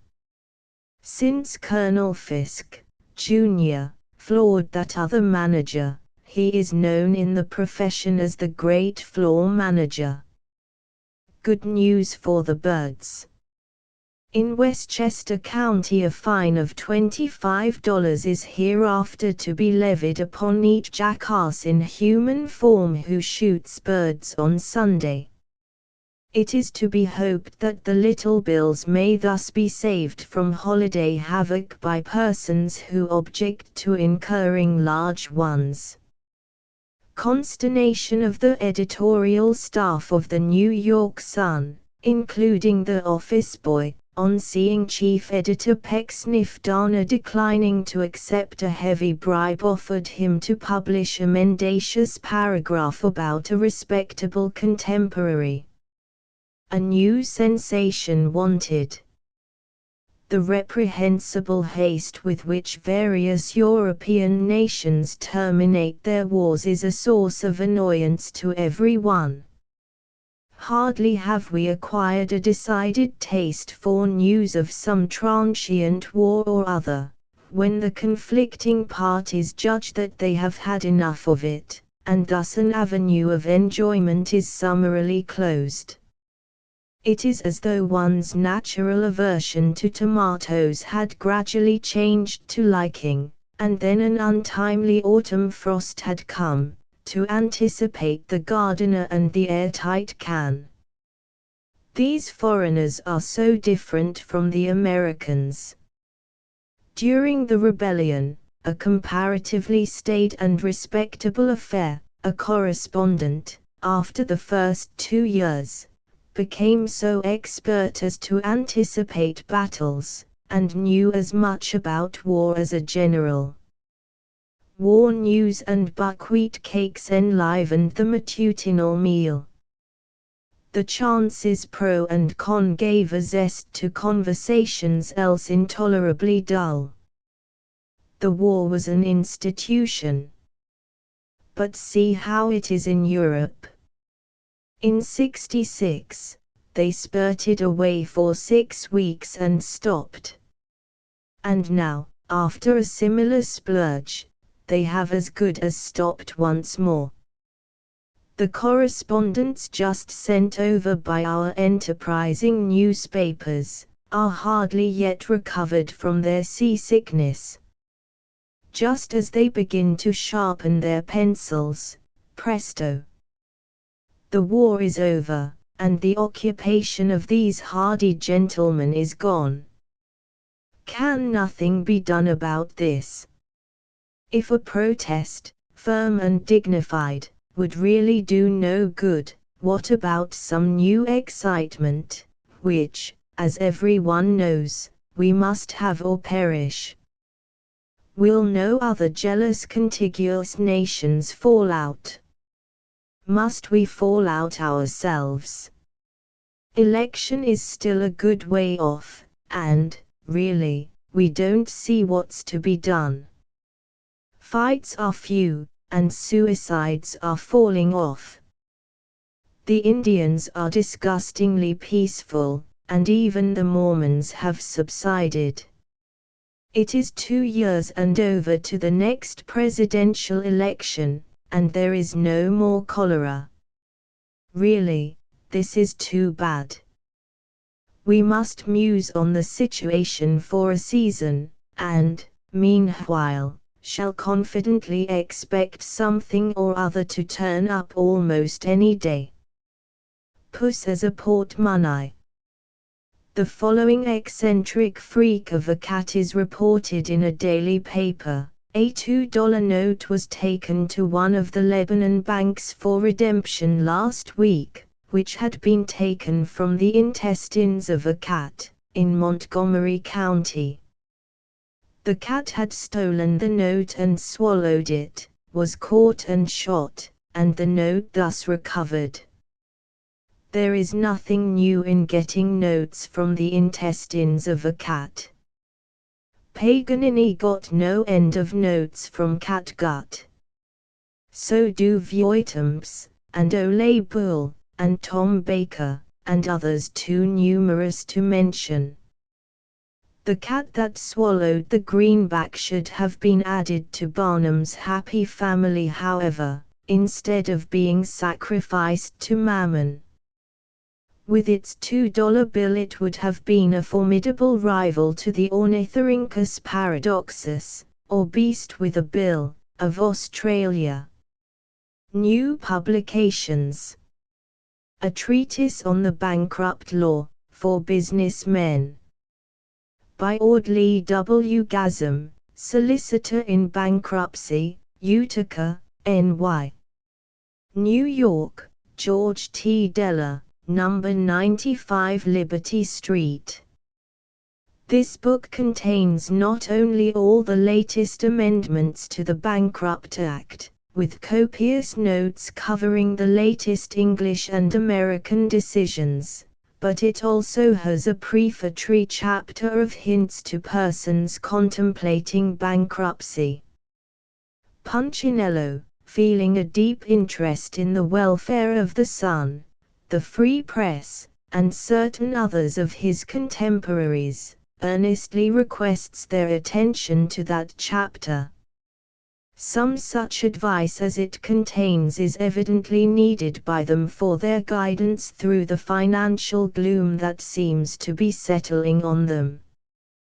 The loss of 30% of its circulation within the past month has brought deep depression upon the Sun. The festive laugh of its editors, especially that of the roistering Lothario Oliver Dyer, is but seldom heard, now, in the famed restaurant of Malcan.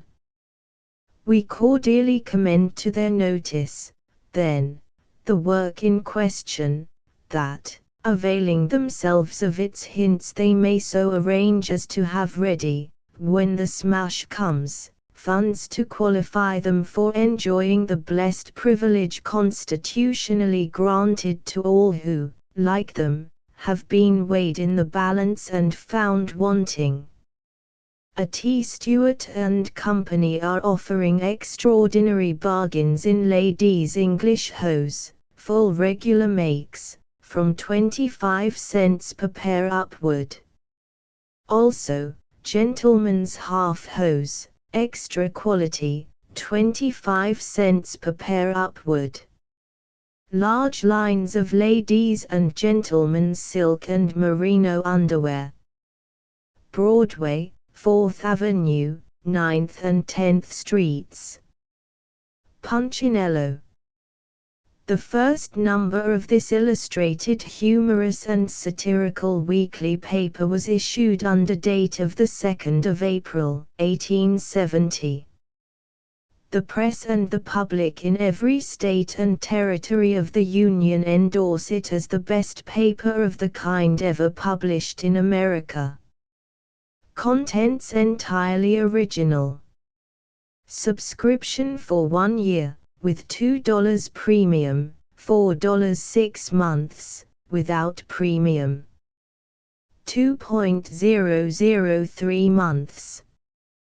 1.00 single copies mailed free, for 10. We offer the following elegant premiums of L. Prang and Company's chromos for subscriptions as follows: a copy of paper for 1 year, and The Awakening, a litter of puppies.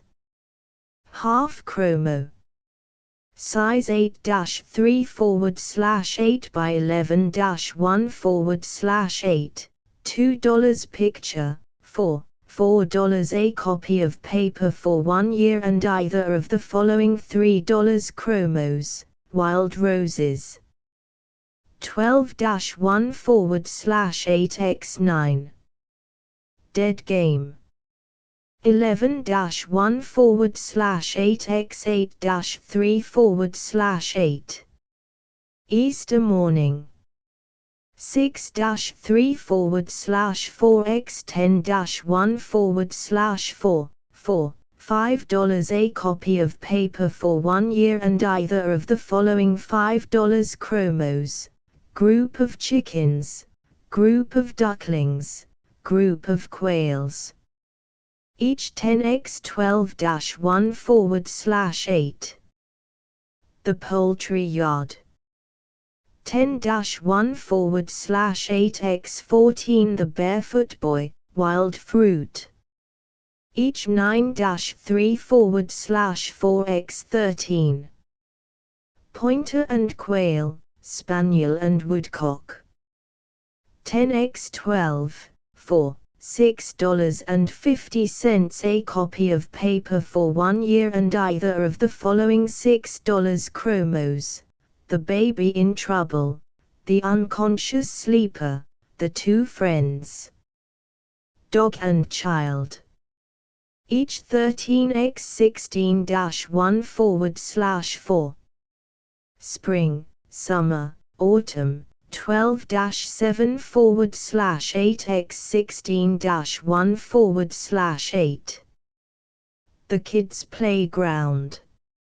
11x17-1/2, $7 a copy of paper for 1 year and either of the following $7.50 chromos: Strawberries and Baskets, Cherries and Baskets, Currants. Each 13x18. Horses in a Storm. 22-1/4x15-1/4. 6 Central Park Views. A set. 9-1/8x4-1/2, $8 a copy of paper for 1 year and 6 American landscapes. A set. 4-3/8x9, price $9.00, $9 a copy of paper for 1 year and either of the following $10 chromos: Sunset in California. Bierstadt, 18-1/2x12 Easter Morning. 14x21. Correggio's Magdalene. 12-1/4x16-3/8. Summer Fruit and Autumn Fruit. Half chromos, 15-1/2x10-1/2. Companions, price $10 for the two. For $10 remittances should be made in PO orders, drafts, or bank checks on New York, or registered letters. The paper will be sent from the first number, April 2d, 1870, when not otherwise ordered. Postage of paper is payable at the office where received, 20 cents per year, or 5 cents per quarter, in advance. The chromos will be mailed free on receipt of money. Canvassers wanted, to whom liberal commissions will be given. For special terms address the company. The first 10 numbers will be sent to anyone desirous of seeing the paper before subscribing, for 60 cents. A specimen copy sent to anyone desirous of canvassing or getting up a club, on receipt of postage stamp. Address: Punchinello Publishing Co., P.O. Box 2783. Number 83 Nassau Street, New York. Grand Exposition. A T. Stewart & Co. have opened a splendid assortment of Paris-made dresses, from Worth Epingnet and other celebrated makers, also large editions, of their own manufacture, cut and trimmed by artists equal, if not superior, to any in this city. Millinery, bonnets, and hats elegantly trimmed, from Viret and other modalities of the highest Parisian standing. The prices of the above are extremely attractive. Broadway 4th Avenue, 9th and 10th Streets. A T. Stewart & Company are offering a large assortment of American moquette carpets, in new and elegant designs. Warranted equal in quality and coloring to the very best French. Price only $3.50 per yard. Crossley's Best Quality Tapestry Brussels $1.25 per yard. Crossley's Velvets, Extra Quality, $2.25 per yard. 5-frame English Body Brussels, $1.75 per yard. Royal Wiltons, $2.50 and $3 per yard. Also, Paris Quality Moquettes. Axminsters by the yard, or Bussons and Axminster carpets in one piece, with splendid medallions and borders to match. And they are constantly in the receipt of all the novelties in the above line, as produced. Broadway, 4th Ave, 9th and 10th streets. A slight misunderstanding. Oyster opener. Will you have sound oysters? Newly arrived Cockney. Will I have sound oysters? Now do I look like that kind of ridiculous idiot as eat unsound oysters? The Printing House of the United States and the United States Envelope Manufactory. George F. Nesbitt & Co. 163,165,167,169 Pearl Street, and 73,77,79 Pine Street, New York. Execute all kinds of printing, furnish all kinds of stationery, make all kinds of blank books, execute the finest styles of lithography, makes the best and cheapest envelopes ever offered to the public. They have made all the prepaid envelopes for the United States Post Office Department for the past 16 years, and have invariably been the lowest bidders. Their machinery is the most complete, rapid and economical known in the trade. Travelers west and southwest should bear in mind that the ERIE Railway is by far the cheapest, quickest, and most comfortable route, making direct and sure connection at Cincinnati, with all lines by rail or river for New Orleans, Louisville, Memphis, St. Louis, Vicksburg, Nashville, Mobile, and all points south and southwest.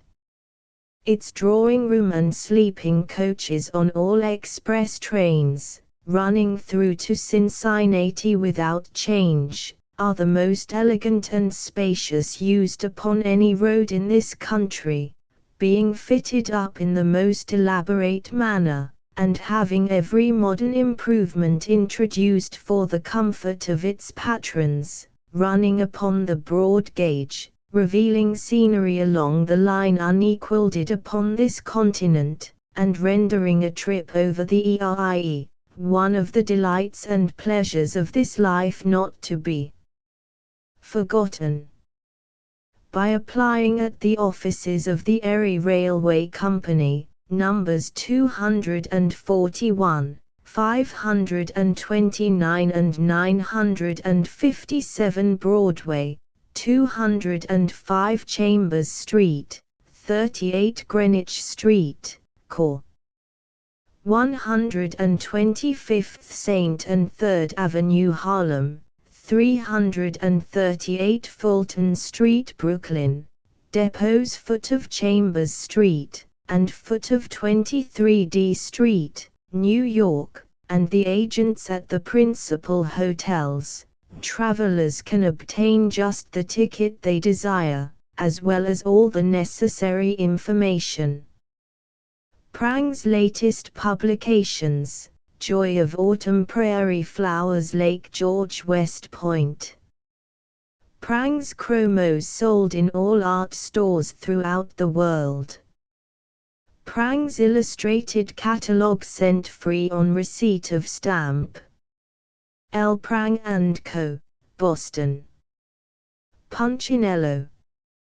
With a large and varied experience in the management and publication of a paper of the class herewith submitted, and with the still more positive advantage of an ample capital to justify the undertaking, the Punchinello Publishing Co.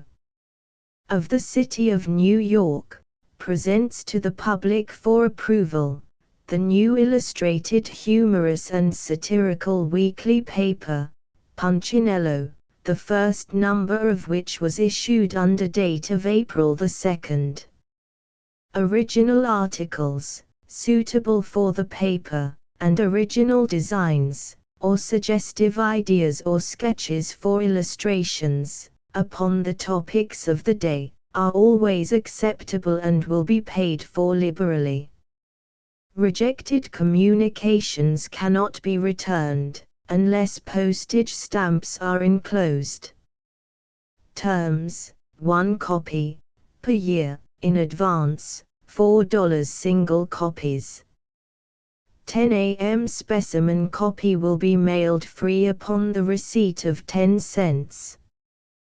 1 copy, with the Riverside magazine, or any other magazine or paper, price, $2.50, for 5.501 copy, with any magazine or paper, price, $4, for 7.00 all communications, remittances, etc., to be addressed to Punchinello Publishing Co., No. 83 Nassau Street, P.O. Box 2783, New York. The Mystery of Mr. E. Drood. The new burlesque serial, written expressly for Punchinello, by Orpheus C. Kerr, commenced in number 11. Will be continued weekly throughout the year. A sketch of the eminent author, written by his bosom friend, with superb illustrations of one St. the author's palatial residence at Bagad's Hill, Tickner's Fields, New Jersey. 2. Nd. the author at the door of said palatial residence taken as he appears every Saturday will also be found in the same number. Single copies, for sale by all newsmen, or mailed from this office, free, 10 cents. Subscription for 1 year, 1 copy, with $2 chromo premium. $4. Those desirous of receiving the paper containing this new serial, which promises to be the best ever written by Orpheus C. Kerr, should subscribe now, to ensure its regular receipt weekly. We will send the first 10 numbers of Punchinello to anyone who wishes to see them, in view of subscribing, on the receipt of 60 cents. Address: Punchinello Publishing Company, P.O. Box 2783, 83 Nassau Street, New York. G.O. W. Wheat & Co., Printer, No. 8 Spruce Street.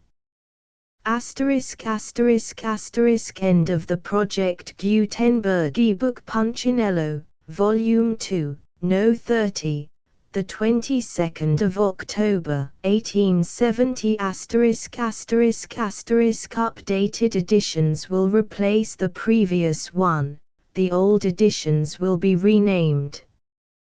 Creating the works from print editions not protected by U.S. copyright law means that no one owns a United States copyright in these works, so the Foundation, and you, can copy and distribute it in the United States without permission and without paying copyright royalties. Special rules, set forth in the general terms of use part of this license, apply to copying and distributing Project Gutenberg trademark symbol electronic works to protect the Project Gutenberg trademark symbol concept and trademark. Project Gutenberg is a registered trademark, and may not be used if you charge for an ebook, except by following the terms of the trademark license, including paying royalties for use of the Project Gutenberg trademark. If you do not charge anything for copies of this ebook, complying with the trademark license is very easy. You may use this ebook for nearly any purpose such as creation of derivative works, reports, performances and research. Project Gutenberg ebooks may be modified and printed and given away. You may do practically anything in the United States with ebooks not protected by U.S. copyright law. Redistribution is subject to the trademark license, especially commercial redistribution. Start. Full license. The full Project Gutenberg license. Please read this before you distribute or use this work to protect the Project Gutenberg trademark symbol mission of promoting the free distribution of electronic works. By using or distributing this work, or any other work associated in any way with the phrase Project Gutenberg, you agree to comply with all the terms of the full Project Gutenberg trademark symbol license available with this file or online at www.gutenberg.org/license. Section 1. General Terms of Use and Redistributing Project Gutenberg Trademark Symbol Electronic Works 1.0. By reading or using any part of this Project Gutenberg trademark symbol electronic work, you indicate that you have read, understand, agree to and accept all the terms of this license and intellectual property, trademark/copyright, agreement. If you do not agree to abide by all the terms of this agreement, you must cease using and return or destroy all copies of Project Gutenberg trademark symbol electronic works in your possession. If you paid a fee for obtaining a copy of or access to a Project Gutenberg trademark symbol electronic work and you do not agree to be bound by the terms of this agreement, you may obtain a refund from the person or entity to whom you paid the fee as set forth in paragraph 1.e.8. 1.b Project Gutenberg is a registered trademark. It may only be used on or associated in any way with an electronic work by people who agree to be bound by the terms of this agreement. There are a few things that you can do with most Project Gutenberg trademark symbol electronic works even without complying with the full terms of this agreement. See paragraph 1.c below. There are a lot of things you can do with Project Gutenberg trademark symbol electronic works if you follow the terms of this agreement and help preserve free future access to Project Gutenberg trademark symbol electronic works. See paragraph 1.e below. 1.c. The Project Gutenberg Literary Archive Foundation, the Foundation or PGLAF, owns a compilation copyright in the collection of Project Gutenberg trademark symbol electronic works. Nearly all the individual works in the collection are in the public domain in the United States. If an individual work is unprotected by copyright law in the United States and you are located in the United States, we do not claim a right to prevent you from copying, distributing, performing, displaying or creating derivative works based on the work as long as all references to Project Gutenberg are removed. Of course, we hope that you will support the Project Gutenberg trademark symbol mission of promoting free access to electronic works by freely sharing Project Gutenberg trademark symbol works in compliance with the terms of this agreement for keeping the Project Gutenberg trademark symbol name associated with the work. You can easily comply with the terms of this agreement by keeping this work in the same format with its attached full Project Gutenberg trademark symbol license when you share it without charge with others. 1.d. The copyright laws of the place where you are located also govern what you can do with this work. Copyright laws in most countries are in a constant state of change. If you are outside the United States, check the laws of your country in addition to the terms of this agreement before downloading, copying, displaying, performing, distributing or creating derivative works based on this work or any other Project Gutenberg trademark symbol work. The Foundation makes no representations concerning the copyright status of any work in any country other than the United States. 1.e. Unless you have removed all references to Project Gutenberg, 1.e.1. The following sentence, with active links to, or other immediate access to, the full Project Gutenberg trademark symbol license must appear prominently whenever any copy of a Project Gutenberg trademark symbol work, any work on which the phrase Project Gutenberg appears, or with which the phrase Project Gutenberg is associated, is accessed, displayed, performed, viewed, copied or distributed. This ebook is for the use of anyone anywhere in the United States and most other parts of the world at no cost and with almost no restrictions whatsoever. You may copy it, give it away or reuse it under the terms of the Project Gutenberg license included with this ebook or online at www.gutenberg.org. If you are not located in the United States, you will have to check the laws of the country where you are located before using this ebook. 1.e.2. If an individual Project Gutenberg trademark symbol electronic work is derived from texts not protected by U.S. copyright law, does not contain a notice indicating that it is posted with permission of the copyright holder, the work can be copied and distributed to anyone in the United States without paying any fees or charges.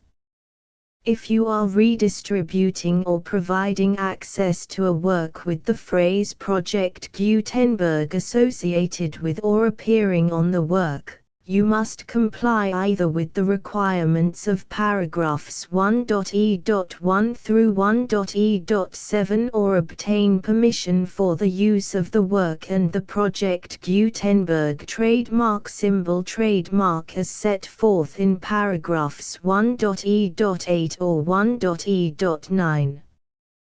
1.e.3. If an individual Project Gutenberg trademark symbol electronic work is posted with the permission of the copyright holder, your use and distribution must comply with both paragraphs 1.e.1 through 1.e.7 and any additional terms imposed by the copyright holder. Additional terms will be linked to the Project Gutenberg trademark symbol license for all works posted with the permission of the copyright holder found at the beginning of this work. 1.e.4. Do not unlink or detach or remove the full Project Gutenberg trademark symbol license terms from this work, or any files containing a part of this work or any other work associated with Project Gutenberg trademark symbol.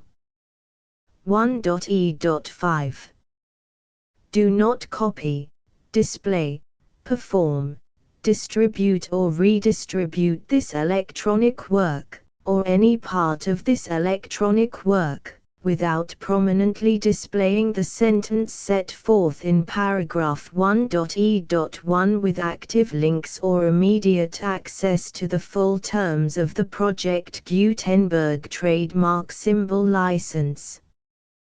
1.e.6 You may convert to and distribute this work in any binary, compressed, marked up, non-proprietary or proprietary form, including any word processing or hypertext form.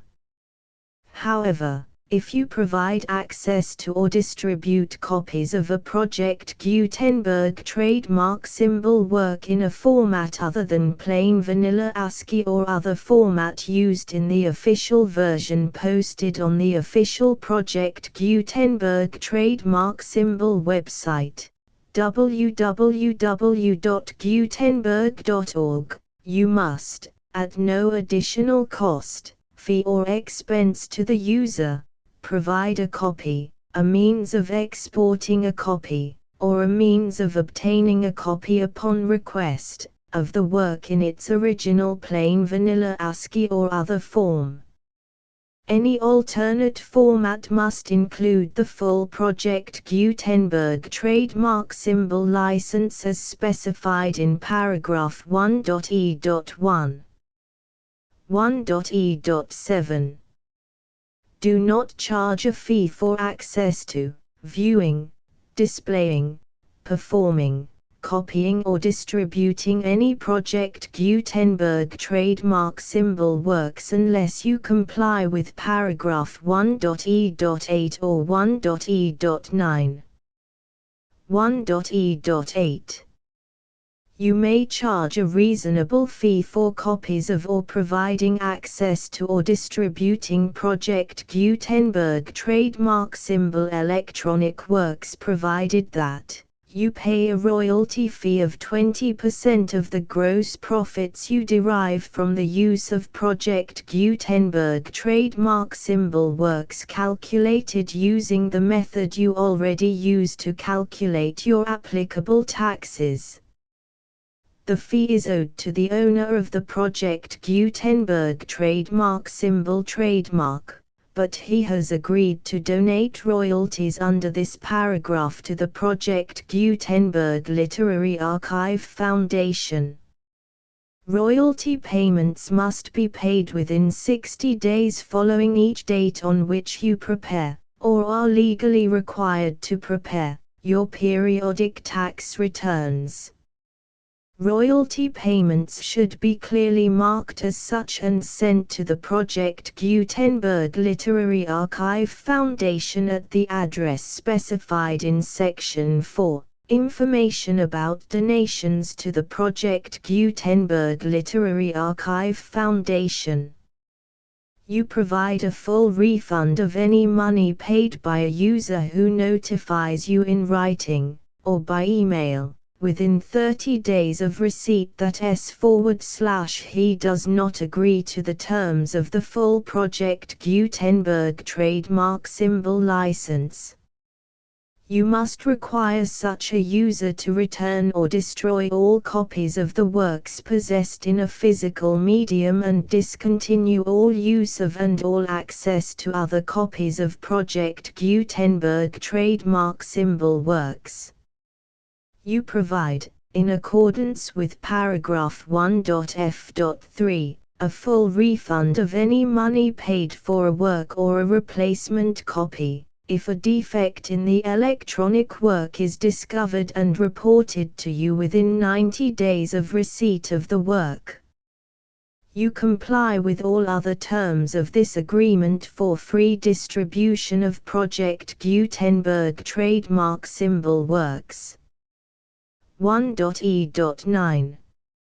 If you wish to charge a fee or distribute a Project Gutenberg trademark symbol electronic work or group of works on different terms than are set forth in this agreement, you must obtain permission in writing from the Project Gutenberg Literary Archive Foundation, the manager of the Project Gutenberg trademark symbol trademark. Contact the Foundation as set forth in Section 3 below. 1.f1.f.1 Project Gutenberg volunteers and employees expend considerable effort to identify, do copyright research on, transcribe and proofread works not protected by U.S. copyright law in creating the Project Gutenberg trademark symbol collection. Despite these efforts, Project Gutenberg trademark symbol electronic works, and the medium on which they may be stored, may contain defects such as, but not limited to, incomplete, inaccurate or corrupt data, transcription errors, a copyright or other intellectual property infringement, a defective or damaged disk or other medium, a computer virus, or computer codes that damage or cannot be read by your equipment. 1.f.2 Limited warranty, disclaimer of damages, except for the right of replacement or refund described in paragraph 1.f.3, the Project Gutenberg Literary Archive Foundation, the owner of the Project Gutenberg trademark symbol trademark, and any other party distributing a Project Gutenberg trademark symbol electronic work under this agreement, disclaim all liability to you for damages, costs and expenses, including legal fees. You agree that you have no remedies for negligence, strict liability, breach of warranty or breach of contract except those provided in paragraph 1.f.3. You agree that the Foundation, the trademark owner, and any distributor under this agreement will not be liable to you for actual, direct, indirect, consequential, punitive or incidental damages even if you give notice of the possibility of such damage. 1.f.3 Limited right of replacement or refund. If you discover a defect in this electronic work within 90 days of receiving it, you can receive a refund of the money, if any, you paid for it by sending a written explanation to the person you received the work from. If you received the work on a physical medium, you must return the medium with your written explanation. The person or entity that provided you with the defective work may elect to provide a replacement copy in lieu of a refund.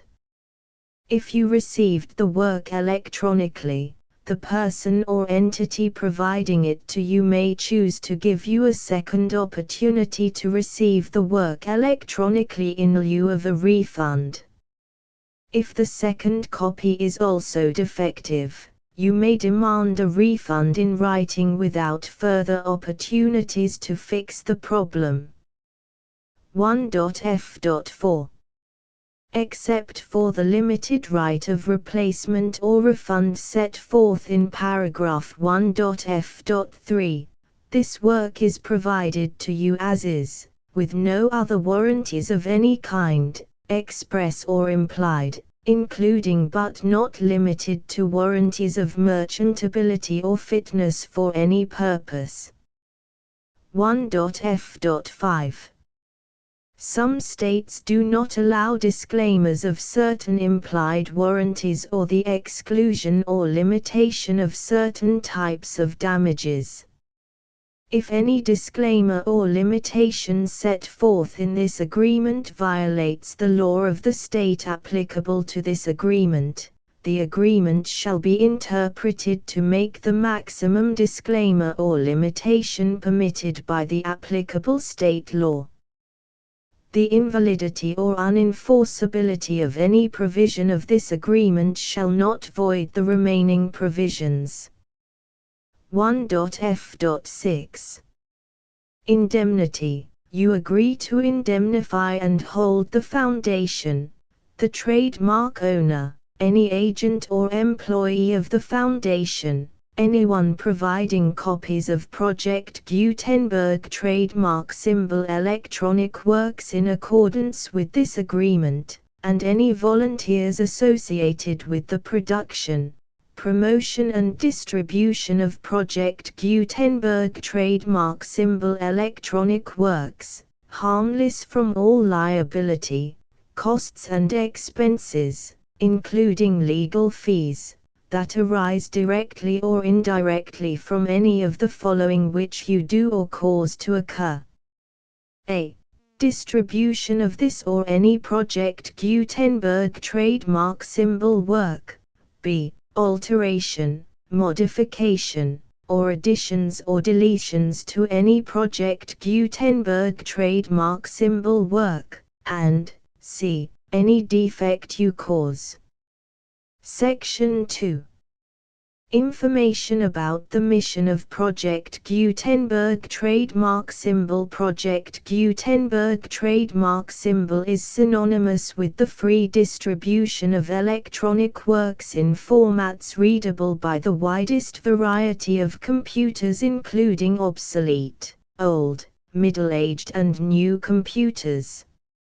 It exists because of the efforts of hundreds of volunteers and donations from people in all walks of life. Volunteers and financial support to provide volunteers with the assistance they need are critical to reaching Project Gutenberg trademark symbol's goals and ensuring that the Project Gutenberg trademark symbol collection will remain freely available for generations to come. In 2001, the Project Gutenberg Literary Archive Foundation was created to provide a secure and permanent future for Project Gutenberg trademark symbol and future generations.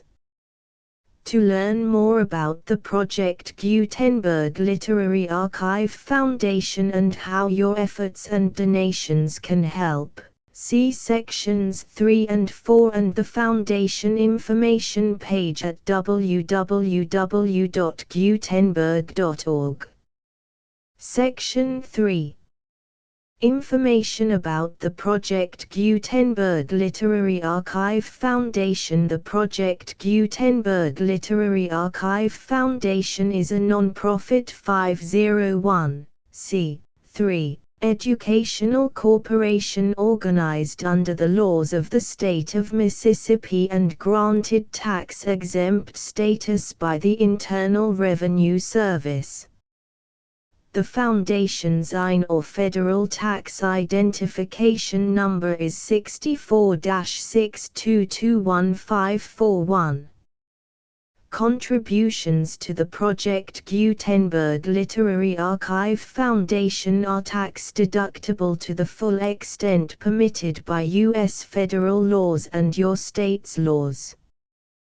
The Foundation's business office is located at 809 North 1500 West, Salt Lake City, UT 84116. 801-596-1887. Email contact links and up-to-date contact information can be found at the Foundation's website and official page at www.gutenberg.org/contact section 4. Information about donations to the Project Gutenberg Literary Archive Foundation. Project Gutenberg trademark symbol depends upon and cannot survive without widespread public support and donations to carry out its mission of increasing the number of public domain and licensed works that can be freely distributed in machine-readable form accessible by the widest array of equipment, including outdated equipment. Many small donations, $1 to $5,000, are particularly important to maintaining tax-exempt status with the IRS.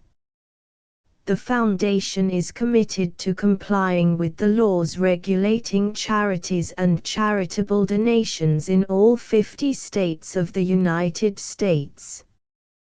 Compliance requirements are not uniform and it takes a considerable effort, much paperwork and many fees to meet and keep up with these requirements. We do not solicit donations in locations where we have not received written confirmation of compliance. To send donations or determine the status of compliance for any particular state, visit www.gutenberg.org/donate. While we cannot and do not solicit contributions from states where we have not met the solicitation requirements, we know of no prohibition against accepting unsolicited donations from donors in such states who approach us with offers to donate. International donations are gratefully accepted, but we cannot make any statements concerning tax treatment of donations received from outside the United States. U.S. laws alone swamp our small staff. Please check the Project Gutenberg web pages for current donation methods and addresses. Donations are accepted in a number of other ways, including checks, online payments and credit card donations. To donate, please visit www.gutenberg.org/donate. Section 5. General information about Project Gutenberg trademark symbol. Electronic Works. Professor Michael S. Hart was the originator of the Project Gutenberg trademark symbol concept of a library of electronic works that could be freely shared with anyone. For 40 years, he produced and distributed Project Gutenberg trademark symbol ebooks with only a loose network of volunteer support. Project Gutenberg trademark symbol ebooks are often created from several printed editions, all of which are confirmed as not protected by copyright in the US unless a copyright notice is included. Thus, we do not necessarily keep ebooks in compliance with any particular paper edition. Most people start at our website, which has the main PG search facility, www.gutenberg.org. This website includes information about Project Gutenberg trademark symbol, including how to make donations to the Project Gutenberg Literary Archive Foundation, how to help produce our new ebooks, and how to subscribe to our email newsletter to hear about new ebooks. Punchinello Volume 2. Number 30. Published by the Punchinello Publishing Company, 83 Nassau Street, New York. The full Project Gutenberg license,